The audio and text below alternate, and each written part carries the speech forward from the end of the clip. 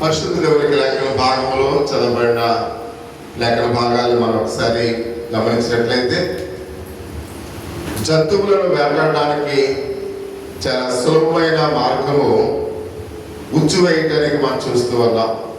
జంతువులను వేటాడడానికి ఆ వేటాడే వాళ్ళు ఏం చేస్తారు? ఉచ్చు వేస్తారు. అంటే ఆ ఉచ్చులోనికి అవి త్వరగా చిక్కుకున్నట్లుగా మనం చూస్తూ ఉంటాం. జంతువులు వేటాడడానికి చాలా మంది చూడండి, ఆ చెట్టు కింద వాటి కింద కొన్ని ఉచ్చులు వేస్తూ ఉంటారు. అంటే అది చాలా సులభమైన పద్ధతి జంతువులను వేటాడటం అనే విషయానికి మనం చూస్తూ ఉన్నాం. ఆ ఉచ్చు తెలియకుండా పక్క నుంచి వెళ్ళి గమ్ముని అవి ఏం చేస్తాయి? ఆ ఉచ్చులో చిక్కుకుంటాయి.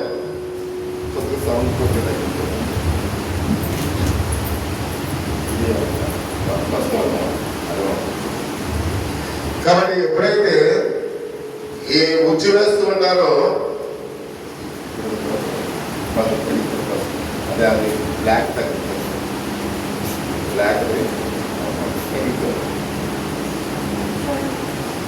కాబట్టి ఎప్పుడైతే ఉచ్చు వేస్తారో ఆ ఉచ్చులో త్వరగా అవి చిక్కుకున్నట్లుగా మనం చూస్తూ ఉంటాం. చూడండి, మనం ఆ ఉచ్చు అనేది అవి తెలిసి అనుకోండి, ఆ ఉచ్చులో పడతాయి, అవి పక్క నుంచి వెళ్ళిపోతాయి. కాలంలో కూడా వలలు వేస్తుంటారు చేపలకి. ఆ వల ఆ చేపలకు తెలియకుండా ఆ ఉచ్చులో పడిపోయేమైతే అవి బిగిసిపోతాయి అన్నమాట. అందుకే ఇక్కడ ఒక విషయానికి మనం చూస్తూ ఉన్నాం.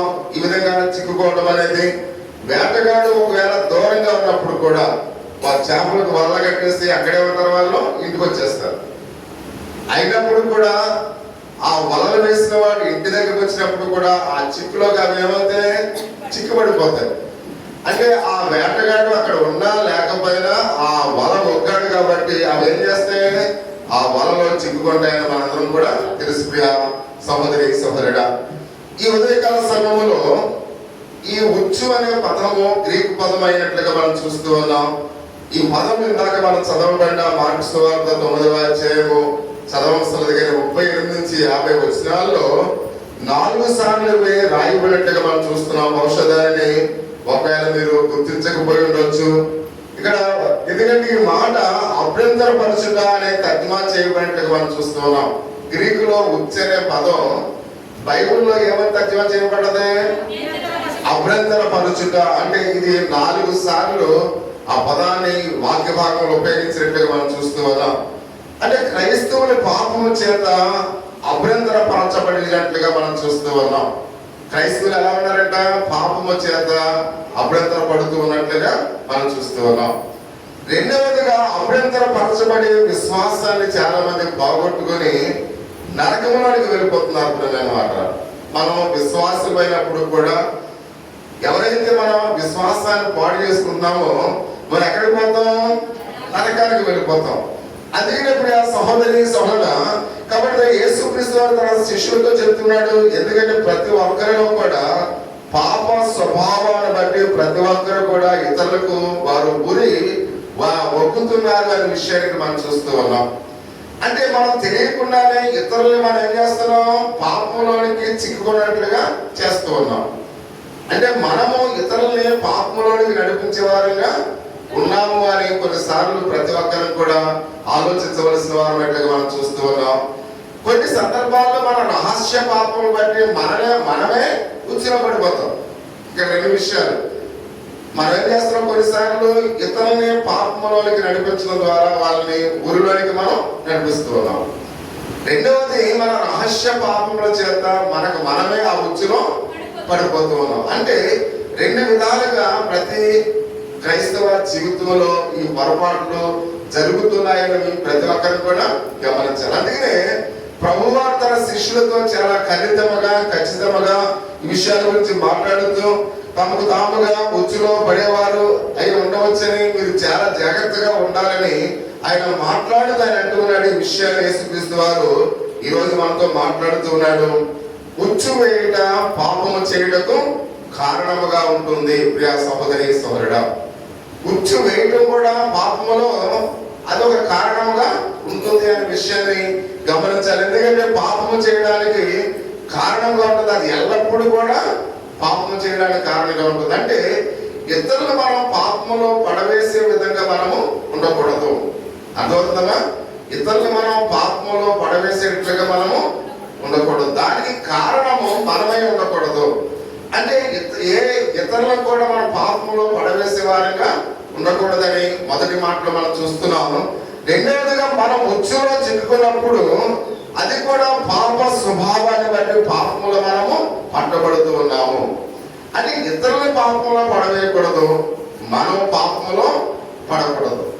ఇతరుల ఉచ్చులో వాళ్ళని ఉచ్చులో చిక్కుకున్నట్టుగా చేయకూడదు, మనము ఉచ్చులో పడకూడదు. ఈ రెండు విషయాలు చాలా తేటతెల్లగా, చాలా జాగ్రత్తగా, కొద్దిగా కన్ఫ్యూజ్ గా మీకు పదాలు ఉన్నప్పుడు కూడా చాలా జాగ్రత్తగా వినాలి అని దేవుని యొక్క వాక్య భాగంలో మనం చూస్తూ ఉన్నాం.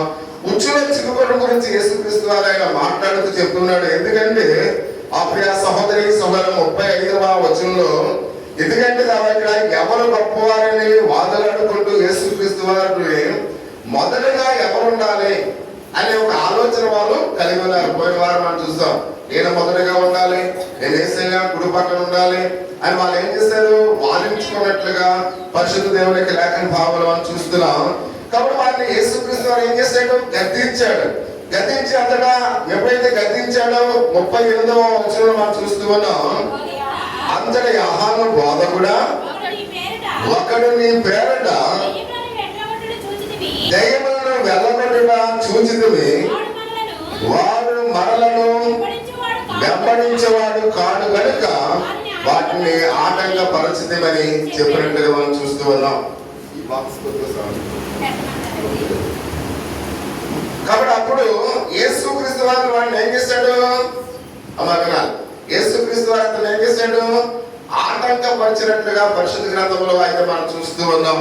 అంటే ఇక్కడ వాడిని ఆటంకపరచకూడని ప్రభువు సెలవిస్తున్నట్లుగా మనం చూస్తూ ఉన్నాం. అంటే ఒకరు వచ్చి ఏమన్నారు, వినాలి నా వైపు చూడాలి సార్, అయ్యా నీ పేరట ఒక అతను దయ్యములు వెళ్ళగొడుతూ ఉన్నాడు, వాడిని మేము ఏం చేసాం, ఆటంకపరిచాం. కాబట్టి ఆటంకపరిచామంటే యేసుక్రీస్తు వారు ఏమన్నాడు, మీరు ఎందుకు అతన్ని ఆటంకపరిచారు, మీరు అతన్ని ఆటంకపరచకూడి అని ఆయన మాట్లాడినట్లుగా మనం చూస్తూ ఉన్నాం. కాబట్టి ఇక్కడ 39 నుంచి 40 వచనాల్లో, నా పేరట అద్భుతములు చేసి నన్ను చులకనగా నిందించేవాడు ఎవడనో లేడు, మనకు విరోధి కానివాడు మన పక్షములో ఉన్నవాడే అని ఇక్కడ చెప్తున్నట్టుగా మనం చూస్తూ ఉన్నాం. అంటే యేసుక్రీస్తు వారి యొక్క జవాబు చూస్తే శిష్యులు సరైన పని అక్కడ చేయలేదు అన్నట్లుగా ఉంది అనే విషయానికి మనం చూస్తూ ఉన్నాం. ఎందుకు శిష్యులు సరైన పని చేయలేదు అంటే, యేసుక్రీస్తు నామములో ఆయన ఏం చేస్తున్నాడు, అక్కడ అద్భుతాలు చేస్తూ ఉన్నాడు. ఎవరి నామంలో చేస్తున్నాడు, యేసయ్య నామంలో చేస్తూ ఉన్నాడు. యేసయ్య నామంలో అద్భుతాలు చేస్తుంటే యేసుక్రీస్తు వారి శిష్యులు ఏం చేస్తారు, మామూలుగా అతను ఆటంకపరుస్తూ ఉన్నాడు. కాబట్టి నువ్వెందుకు అంటే, మేము చేయాలి, 12 మంది శిష్యులు ఉన్నాం కదా, మేము చేయాలి, కానీ ఆయన నామాన్ని నువ్వు అద్భుతాలు చేయకపోతే అతను ఏం చేస్తున్నారు, ఆటంకపరుస్తున్నారు. కాబట్టి ఆటంకపరుస్తుంటే ప్రభు ఏమన్నాడు, నా పేరట అతడు అద్భుతాలు చేస్తున్నప్పుడు మీరు ఎందుకు అతన్ని ఆటంకపరుస్తూ ఉన్నాడు. అంటే మనకు విరోధి కానివాడు వాడు మనవాడు అని మాట్లాడుతూ ఉన్నాడు. అంటే ప్రియ సహోదరి సహోదరులారా, అక్కడ శిష్యులు చేసే పని సరైనది కాదు అన్నట్లుగా ప్రభు చాలా స్పష్టంగా చెప్తూ ఉన్నాడు. అందుకని మన జీవితాల్లో కూడా మనం చూస్తూ ఉన్నాం, దేవుని యొక్క వాక్యాన్ని ఉపయోగిస్తున్నప్పుడు. కాబట్టి మంచి పనికి ఆ మనుషుడు యేసుక్రీస్తు నామాన్ని ఏం చేస్తున్నాడు, ఉపయోగిస్తూ ఉన్నాడు. అంటే యేసుక్రీస్తు నామాన్ని ఉపయోగిస్తున్నాడు కనుక దేవుని కొరకు అతడు మంచి కార్యాలు చేస్తూ ఉన్నాడు. అంటే మన దేవుని కొరకు ఈ లోకంలో ఎవరైతే కార్యాలు చేస్తారో వాళ్ళు మంచి వాళ్ళు వివేచించకూడదు. ప్రియమైన వాళ్ళు ఇప్పుడు ఎవరైనా వచ్చి ఇంటికి వచ్చి మీరు యేసయ్యని నమ్ముకోండి అని చెప్పారనుకోండి, అతడు చెడ్డ చెప్తున్నాడా మంచి చెప్తున్నాడా, మంచి చెప్తూ ఉన్నాడు. కాబట్టి మనం కూడా యేసయ్య గురించి పనిచేస్తూ ఉన్నాం. అంటే వాడు మనకు విరోధి కాదు. ప్రియమైన వాడు, మీకు అర్థమవుతుందని చెప్పేది, అతడు మనకు విరోధి కాదు. అంటే మనము నమ్ముకున్న యేసయ్యని నమ్ముకున్నాడు కనుక మనం ఏదైతే దేవుని యొక్క విశ్వాసంలో జీవిస్తున్నామో అతడు కూడా దేవుని యొక్క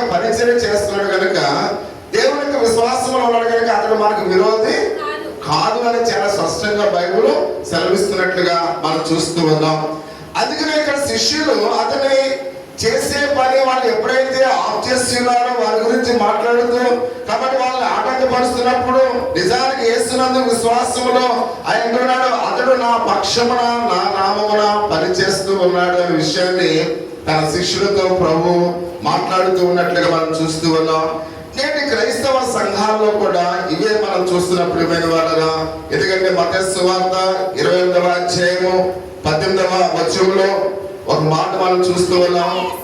మీరు సర్వలోకానికి వెళ్ళి సర్వ సృష్టికి సువార్తను ప్రకటించుడి, సమస్త జనులను శిష్యులుగా చేయండి, తండ్రి యొక్కయు కుమారుని యొక్కయు పరిశుద్ధాత్మ యొక్క నామములోనికి వారికి బాప్తిజము ఇయ్యండి.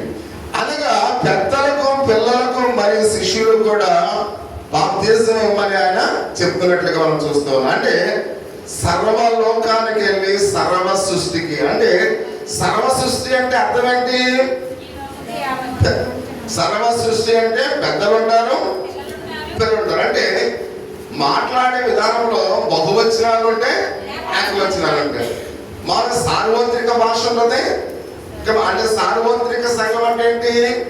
ప్రపంచంలో ఉన్న సంఘాలని కూడా సార్వత్రిక సంఘాలు.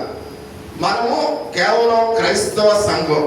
అంటే సార్వత్రిక అనే మాట అంటే సర్వలోకానికి కూడా అది ఉపయోగకరంగా ఉంటుంది అనే విషయాన్ని మనం చూస్తూ ఉన్నాం. అంటే ఇప్పుడు ఆ సహోదరి ఒకసారి మనం ఆలోచన చేసినట్లయితే ఆయన మాట్లాడుతూ ఉన్నాడు, మీరు సర్వలోకానికి వెళ్ళి సర్వ సృష్టికి సువార్తను ప్రకటించి తండ్రి కుమార పరిశుద్ధాత్మ త్రియేక నామముల వారికి బాప్తిజం ఇవ్వమని మాట్లాడుతూ ఉన్నట్లుగా మనం చూస్తూ ఉన్నాం. అంటే ఇక్కడ దేవుని యొక్క వాక్యభాగంలో కానీ బాప్తిజం ఏ విధంగా ఇవ్వాలో ప్రభు వారి శిష్యులకు చెప్పలేదు. ప్రియమైన వారు 66 పుస్తకాల్లో బైబిల్లో బాప్తిజం ఎలా ఇవ్వాలో అనేది ఆయన చెప్పలేదు. అంటే బాప్తిజం, అక్కడ బాప్తిజం అనే పదం గ్రీకులో బాప్తిజం అనే పదాన్ని వాడినట్లుగా మనం చూస్తూ ఉన్నాం. అంటే ముంచుట, చల్లుట, పోయుట, 3 అర్థాలు. అంటే బైబిల్ తెలుగులో లేదు. ఫస్ట్ ఏ భాషలో ఉంది? హీబ్రూలో, గ్రీకులో ఉంది, లాటిన్ లో ఉంది. దాన్ని తెలుగులోకి తర్జుమా చేశారు. అంటే మాతృభాష అయితే మామూలుగా ఓల్డ్ టెస్టమెంట్ అనేది హీబ్రూ. అంటే పాత నిబంధన హీబ్రూలో ఉంది, కొత్త నిబంధన గ్రీకులో ఉంది. అంటే గ్రీకులో ఈ బాప్తిజం అనే పదానికి అర్థం 3 విధాలుగా అర్థాన్ని చేయగలగా చల్లుట, ముంచుట, పోయుట. అలాగే దాని అర్థం మాత్రం ఇచ్చారు. కానీ ఇక్కడ ప్రభు మీరు ఎలా చేయండి, ఎలా ఇవ్వండి బాప్తిజం అని ఎక్కడ కూడా రాయబడలేదు ప్రియమైన వారు. కానీ మనం కరుణామయుడి సినిమా చూసి, ఆ కరుణామయుడి సినిమాలో యేసుక్రీస్తు వారికి యోహాను గారు యోర్దాను నదిలో ఇలా ముంచి బాప్తిజం ఇచ్చాడు. అది సినిమాలో చూసాం కానీ అది వాస్తవంగా బైబిల్లో ఇలా ముంచి ఇచ్చినట్లుగా ఎక్కడ కూడా బైబిల్లో రాయబడలేదు. అంటే బైబిల్లో ఏమన్నాడైనా మీరు సర్వలోకానికండి సర్వ సృష్టికి తండ్రి కుమార పరిశుద్ధాత్మ త్రియేక నామంలో మీరు బాప్తిజం ఇవ్వండి అన్నాడు. అంతేగాని యేసయ్య మీరు కారులోకి తీసుకెళ్ళి వాళ్ళని ముంచి ఇవ్వండి అని ఎక్కడ కూడా ఆయన మెన్షన్ చేయలేదు. అంటే యేసుక్రీస్తు వారు ఎక్కడ కూడా ఆయన ముంచి బాప్తిజం ఇవ్వమని, లేకపోతే ఆయన స్పష్టంగా ఇలా ఇవ్వండి అలా ఇవ్వండి బాప్తిజం అని బైబిల్ గ్రంథంలో 66 పుస్తకాల్లో ఎక్కడ కూడా లేదు అనే విషయాన్ని మనం గమనించవలసిన వారన్నట్టుగా మనం చూస్తూ ఉన్నాం. కాబట్టి ఈ మాటలు మనం ఎందుకు చెప్తున్నామంటే కొన్ని క్రైస్తవ సంఘాల్లో ఈ నీటి ద్వారా బాప్తిజం ఇవ్వాలి, ఇది మాత్రమే సరైన విధానం అని వాళ్ళు బోధిస్తూ ఉంటారు. ప్రియమైన వాళ్ళు కొన్ని సంఘాలు ఏమంటాయి, బాప్తిజం ఇవ్వాలంటే ముంచి బాప్తిజం ఇవ్వాలి, ఇదే సరైన బాప్తిజం అని వాళ్ళు చెప్తూ ఉంటారు. అంటే వాళ్ళు కరుణామయుడికి కనెక్ట్ అయిపోయారు ప్రియమైన వాళ్ళు. అలా చెప్పేవాళ్ళు ఆ కరుణామయుడి సినిమాకి వాళ్ళు ఏమైపోయారు, కనెక్ట్ అయిపోయారు. అంటే యేసుక్రీస్తు వారు చెప్పిన దానికన్నా వాళ్ళ యొక్క ఆలోచన దేని మీద ఉంది, ఆ కరుణామయుడి సినిమా మీద ఉంది. అది ఆ రచయితల వాళ్ళు, నిర్మాతలు, డైరెక్టర్లు అలా తీశారు తప్ప కానీ బైబిల్లో అది ఎక్కడ కూడా రాయబడలేదు అనే సత్యాన్ని ప్రతి ఒక్కరు కూడా గమనించవలసిన వారు మనం చూస్తూ ఉన్నాం. ఈ సంఘాల్లో యేసుక్రీస్తు వారు ఆజ్ఞాపించినవి వారు ఆజ్ఞాపించినట్లుగా వారు ఆలోచిస్తూ ఉంటారు. అంటే దేవుడు చెప్పంది మనం చేయకూడదు, బైబిల్ చెప్పంది మనము ఇది కరెక్ట్ అని మనము చేయకూడదు. కాబట్టి అందుకనే పరిశుద్ధ గ్రంథంలో అయితే మనం చూస్తున్నాం, క్రైస్తవులు తాము పాపము చేశారనే భావంతో వాళ్ళు ఏం చేస్తున్నారు, ఇలా బాప్తిజం అంటే ఎవరైతే ముంచి బాప్తిజం ఇవ్వరో దాని మీద వీళ్ళు పాపము చేస్తూ ఉన్నారని వాళ్ళు అంటూ ఉన్నారు. ప్రియమైన వాళ్ళు, మీకు అర్థమవుతుందా? ఇప్పుడు ఏమంటున్నారు, ఇప్పుడు కొన్ని సంఘాలు ఏమంటారంటే ఈ సిలకరింపు బాప్తిజం ఇస్తే ఇది సరైన బాప్తిజం కాదు అని. ఈ ముంచి బాప్తిజం ఇవ్వలేదు కనుక ఈ చిలకరింపు బాప్తిజం ఎవరైతే చేశారో వాళ్ళు ఏం చేశారంటున్నారు, పాపము చేశారు. ఇది ఎలా ఉందంటే ఇక్కడ మనం చూస్తాం, శిష్యులు ఏమంటున్నారు, ఆయన నామములో దెయ్యాలు వెళ్ళబడుతుంటే వాళ్ళు శిష్యులు ఏం చేస్తారు, ఆటంకపరిచారు. అంటే ఇప్పుడు అనేకమైన సంఘాలు కూడా క్రైస్తవ విశ్వాస జీవితంలో అనేక మంది బాప్తిజం ఇస్తుంటే వాళ్ళు ఏం చేస్తున్నారు, ఆటంకపరుస్తూ ఉన్నారు. అంటే ఆటంకపరుస్తూ వాళ్ళు ఏదో పాపం చేసినట్లుగా వాళ్ళు ఆలోచన చేస్తూ ఉన్నారు. అంటే ఇక్కడ మనం గమనించవలసింది ఏంటంటే, కాబట్టి దేవుడు చెప్పనది ఇది ఎలా చేయాలని వాళ్ళు ఎప్పుడైతే ఈ మనుషులు పాపం చేస్తారని చెప్తుంటే వాళ్ళు ఉచ్చులోనికి ఎవరు లాగుతున్నారు, విశ్వాసులని ఆ పాప ఉచ్చులోనికి వారు లాగుతూ ఉన్నట్లుగా మనం చూస్తూ ఉన్నాం. అందుకనే పరిశుద్ధ గ్రంథంలో మనం గమనించినట్లయితే ప్రియ సహోదరి సహోదరుడా, నిజానికి ఎటువంటి పాపం చేస్తారో వీళ్ళు, చిలకరింపు బాప్తిజం ఇచ్చిన వాళ్ళు పాపం ఏం చేయలేదు, ముంచి బాప్తిజం ఇచ్చిన వాళ్ళు పాపం చేయలేదు. అంటే ముంచి బాప్తిజం ఇచ్చింది తప్పని బైబిల్ చెప్పడం లేదు, చిలకరింపు బాప్తిజం ఇచ్చింది తప్పని చెప్పడం లేదు, చల్లుట వల్ల బాప్తిజం ఇచ్చేది తప్పని చెప్పడం లేదు. అంటే అసలు నీటిలో ఏమీ లేదు. ప్రియమైన వాళ్ళు, మీకు అర్థమవుతుందా? నీటిలో ఏమీ లేదు. ఆ నీరును ఎప్పుడైతే దేవుని వాక్యాన్ని జతపరుస్తున్నామో అప్పుడే ఆ నీరు పరిశుద్ధం అవుతుంది అనే విషయాన్ని మనం గమనించాలి. మనం రోజు స్నానం చేస్తున్నాం అంటే ఆ వాటర్ లో ఏమి లేదు, రోజు తల స్నానం చేస్తున్నాం, రోజు చాలాసార్లు కాలంలో మునుగుతూ ఉన్నాం. అంటే ఆ మునగడం ద్వారా, ఇది స్నానం చేయడం ద్వారా అందులో ఏమి లేదు. అది ఎప్పుడు పరిశుద్ధమైన వాటర్ గా మారుతుంది, వాక్యాన్ని జతపరుస్తున్నప్పుడు. అంటే తండ్రి యొక్కయు కుమారుని యొక్కయు పరిశుద్ధాత్మ నామములో వీరికి బాప్తిజం ఇస్తున్నారంటే ఈ నీటిలోనికి వాక్యాన్ని ఎప్పుడైతే జతపరుస్తున్నామో ఆ నీరు అప్పుడేమవుతుంది, పరిశుద్ధపరచబడుతుంది. అంటే వాటర్ లో ఏమలేదు కానీ ఎక్కడ ఉంది, దేవుని వాక్యంలో ఉంది. అందుకనే నువ్వు ముంచి బాప్తిజం ఇచ్చినా తప్పు కాదు, నువ్వు చిలకరింపు బాప్తిజం ఇచ్చినా తప్పు కాదు, నువ్వు వాటర్ చల్లినా ఇచ్చినా బాప్తిజం ఇచ్చినా తప్పు కాదు. అంటే దేనిని కూడా మనం తప్పు పట్టకూడదు. కాబట్టి మీరు ముంచి బాప్తిజం తీసుకున్నారు ఇది తప్పు, లేకపోతే చిలకరింపు బాప్తిజం తీసుకున్నారు ఇది తప్పు అంటే యేసు నామములో మేము చేస్తున్నాం కాబట్టి వాటిని మనం ఏం చేయకూడదు, అభ్యంతరపరచకూడదు. ప్రియమైన వాళ్ళు, ఇందాకేమన్నట్టు యేసు నామములో దెయ్యములు వెళ్ళబడుతుంటే మేము వాళ్ళని మేము ఏం చేస్తాం, అభ్యంతరపరిచాం, ఆటంకపరిచాం. ఇప్పుడు అదేమన్నాడు, మీరు ఆటంకపరచకండి అని చెప్తున్నా. అంటే యేసు నామములో చేసిన పనుల్ని మనం ఎవరం కూడా ఏం చేయకూడదు, ఆటంకపరచకూడదు అనే విషయాన్ని చాలా తేటతెల్లగా ఆయన చెప్తున్నట్టుగా మనం చూస్తూ ఉన్నాం. అది యేసు నామమున దయ్యములను వెలబెడుతున్నారని యొక్క యేసు శిష్యులు అతని అభ్యంతరపరిచినట్టుగా క్రైస్తవులు ఇతరులని ఏం చేస్తున్నారు, ఆటంకపరుస్తూ ఉన్నారు. అంటే ఇలా చేయకూడదు అలా చేయకూడదు అని చాలా మంది క్రైస్తవ సంఘాలు ఏం చేస్తున్నారు, ఆటంకపరుస్తూ ఉన్నారు. ఇలా ఆటంకపరుస్తుంటే విశ్వాసులకు ఏముంటది, సందేహం వస్తుంది, అసలు ఏది కరెక్ట్. అంటే విశ్వాసం యొక్క విశ్వాసాన్ని చాలా మంది ఏం చేసేవారుగా ఉన్నారు, ఆటంకపరిచి వారి విశ్వాసాన్ని పాడు చేసేవారుగా ఉన్నారు అనే విషయాన్ని మనం చూస్తూ ఉన్నాం. అంటే ప్రతి సంఘం కూడా కొన్ని నిర్దిష్టమైన పద్ధతులు వాడుతుంటారు. ఇప్పుడు కొన్ని సంఘాలు ఏం చేస్తుంటే ఒక నిర్దిష్టమైన పద్ధతులను వాళ్ళు వాడుతూ ఉంటారు. అంటే ఇక్కడ ఒక విషయానికి మనం చూస్తున్నాం, కొందరు ఆరాధించడానికి ఒక నిర్ణీతమైన సమయాన్ని వాళ్ళు కేటాయిస్తూ ఉంటారు. ఇప్పుడు మనం ఈ రోజు పోయిన ఆదివారం మనం అనుకున్నాం 7 గంటల నుంచి 9 గంటల వరకు ఆరాధన. అంటే షారోన్ నోదరన్ సంఘము ఒక నిర్దిష్టమైన సమయాన్ని ఏం చేసింది, పాటిస్తూ ఉంది. కాబట్టి ఇది తప్పు అని ఎవరు కూడా చెప్పకూడదు. అంటే మనము ఈ రోజులో ఏ సమయంలో అయినా కానీ దేవుని ఆరాధించవచ్చు. ఒకవేళ ఇప్పుడు ఆరాధించవచ్చు, లేక మధ్యాహ్నం ఆరాధించవచ్చు, లేదా సాయంకాలం ఆరాధించవచ్చు. అంటే ఆదివారం ఏ రోజు ఏ సమయమైనా దేవుని మనం ఆరాధించవచ్చు. కాబట్టి ఇప్పుడు మనం ఉన్నాం, మేము పొద్దుటే దేవుని ఆరాధిస్తున్నాం, మేమే పరిశుద్ధమైన సంఘం అని చెప్పడానికి మనకు అవకాశం లేదు.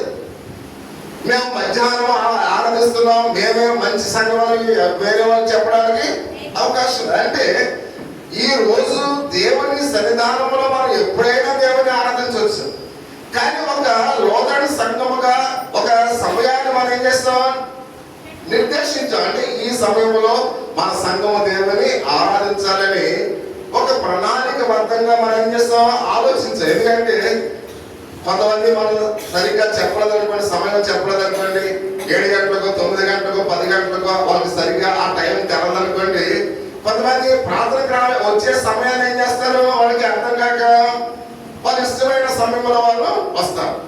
కొంతమంది పాటలు పాడేటప్పుడు వస్తారు, కొంతమంది వాక్యాన్ని చెప్పేటప్పుడు వస్తారు, కొంతమంది ఆమెసరికి వస్తారు. అంటే ఎందుకు అలా వస్తారు, టైం తెలియదు కాబట్టి. మనం అందుకనే ఆ టైం తెలియదు కాబట్టి మనం ఏం చేస్తాం, 7 గంటలకు ఆరాధనని మనం ఒక నిర్దిష్టమైన సమయాన్ని మనము కేటాయించాం. అంత మాత్రమే కాకుండా కొందరు ఆ ఏ పాటలు పాడాలో కూడా మనం చూస్తూ ఉంటాం. లోదన సంఘాలు ఏం చేస్తూ ఉంటాయి అంటే ముందుగానే ఈ మామూలుగా 18వ పెంతెకోస్తు ఆదివారానికి ఈ పాటలు పాడాలి అని ఒక టైం టేబుల్ మనం ఇస్తాం. అంటే ఒక నిర్దిష్టమైనది. అంటే ఆ ఎప్పుడైతే ఆ కాలాంశంలో మనం చూస్తామో ఇంటి దగ్గర ఆ పాటలు మనం ఏం చేస్తాం, ప్రాక్టీస్ చేస్తాం. మీకు అర్థమవుతుందా? ప్రాక్టీస్ చేస్తాం. అయ్యే పాటలు మనం పాడతాం. అలాగే ఈ రోజు ఏ లేఖన భాగాలు చదవాలో కూడా మనం ఏం చేస్తాం. అమ్మా మీకు అర్థం కానట్టుగా చూస్తున్నారని చెప్పాలి. మనం ఏమైతే లేఖన భాగాలు ముందుగానే ప్రిపేర్ అయ్యి ఆ పత్రిక పాఠం నుంచి చదవాలి, లేకపోతే సువార్త పాఠం నుంచి చదవాలి, లేకపోతే వేరే మామూలుగా ఇలా మనం దాని మీద ఒక ఆటల్లో మనం పెడతాం. కొంతమంది ఏం చేస్తుంటారు, ప్రార్థన చేసుకుని దేవుడు నాకు బయలుపరిచాడు అని మనం చెప్పం. అంటే ఒక ఆర్డర్ ప్రకారంగా, ఒక నిర్దిష్టమైన సమయాన్ని ప్రకారంగా అప్పుడు ఆ వాక్య భాగాలు మీరు ప్రిపేర్ అవుతారు. నేను చెప్పడానికి నేను చెప్పినప్పుడు అవి మీకు అర్థం అవడానికి కొద్దిగా ఈజీ వేలో ఉంటుంది. ఆల్రెడీ మీరు ముందు చదువుకుంటారు కాబట్టి. అందుకని ఒక నిర్దిష్టమైన సమయాన్ని కొన్ని సంఘాలు పాటిస్తూ ఉన్నట్లుగా మనం చూస్తూ ఉన్నాం. అటువంటి ఎన్నుకోబడిన ఏ సంఘాన్ని కూడా మనం గమనించడంటే తప్పుగా భావించకూడదు. ప్రియ సహోదరి సహోదరుడా, మనం తప్పుగా వాటిని మనం ఏం చేయకూడదు, భావించకూడదు. అంటే ప్రతి విషయంలో కూడా ఒక క్రమం అనేది ఉండాలి. ఒక క్రమం పెట్టడం అనేది అది ఏమాత్రం కూడా తప్పు కాదు. ప్రతి ఇంటిలో కొంతమంది బాగా టౌన్లో ఉన్నవారు ఏం చేస్తారంటే తన ఇంటి మామూలుగా తలుపు వెనకాల ఒక టైం టేబుల్ ఆడతారు.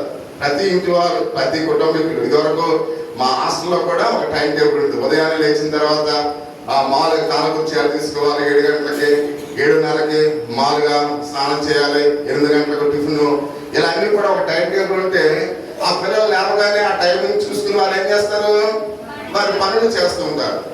ఆ పనులు స్పీడ్గా అయిపోతే వాళ్ళు స్కూల్కి వెళ్ళడానికి అవకాశం ఉంటుంది. ఎందుకని అలా చేస్తారు, ఒక టైం టేబుల్ సమయము వృధా కాకుండా సమయము ఆదా చేసుకుంటూ ఆ సమయాన్ని వాళ్ళు పాటిస్తే వారి జీవితాల్లో వారు ఉన్నతమైన స్థితికి చేరుతారు. అలాగే క్రైస్తవ సంఘాలు కూడా కొన్ని సంఘాలు ఈ టైంలో ఈ ఆరాధన, ఈ పాటలు, ఈ వాక్యమైన కూడా ఒక టైం ప్రకారంగా ఉంటే సమయం మనకేమవ్వదు, వృధా కాదు ప్రియమైన వాళ్ళ.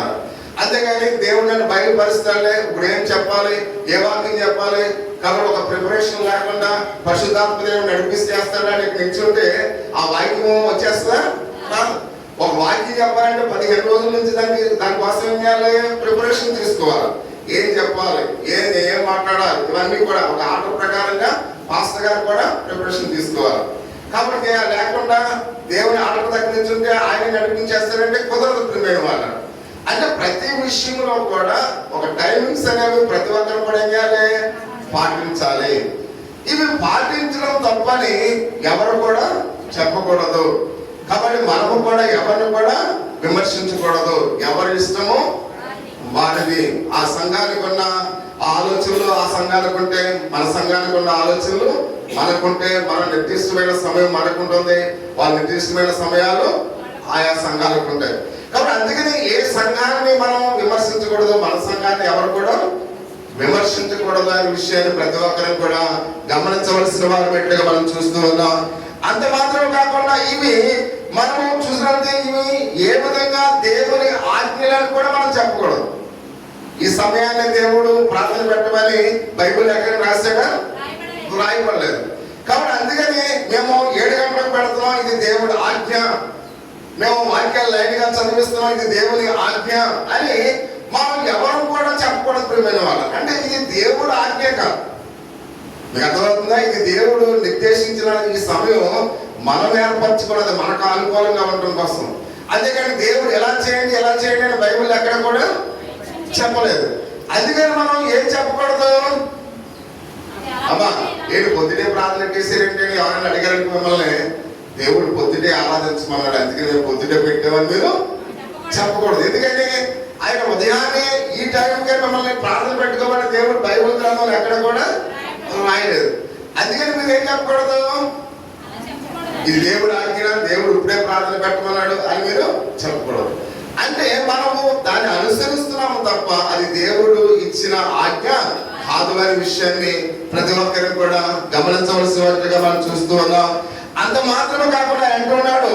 కాబట్టి మరి దీనికి భిన్నంగా ఎవరైనా ఎన్నుకున్నప్పుడు దాన్ని తప్పు చేస్తున్నారని మనం చెప్పకూడదు.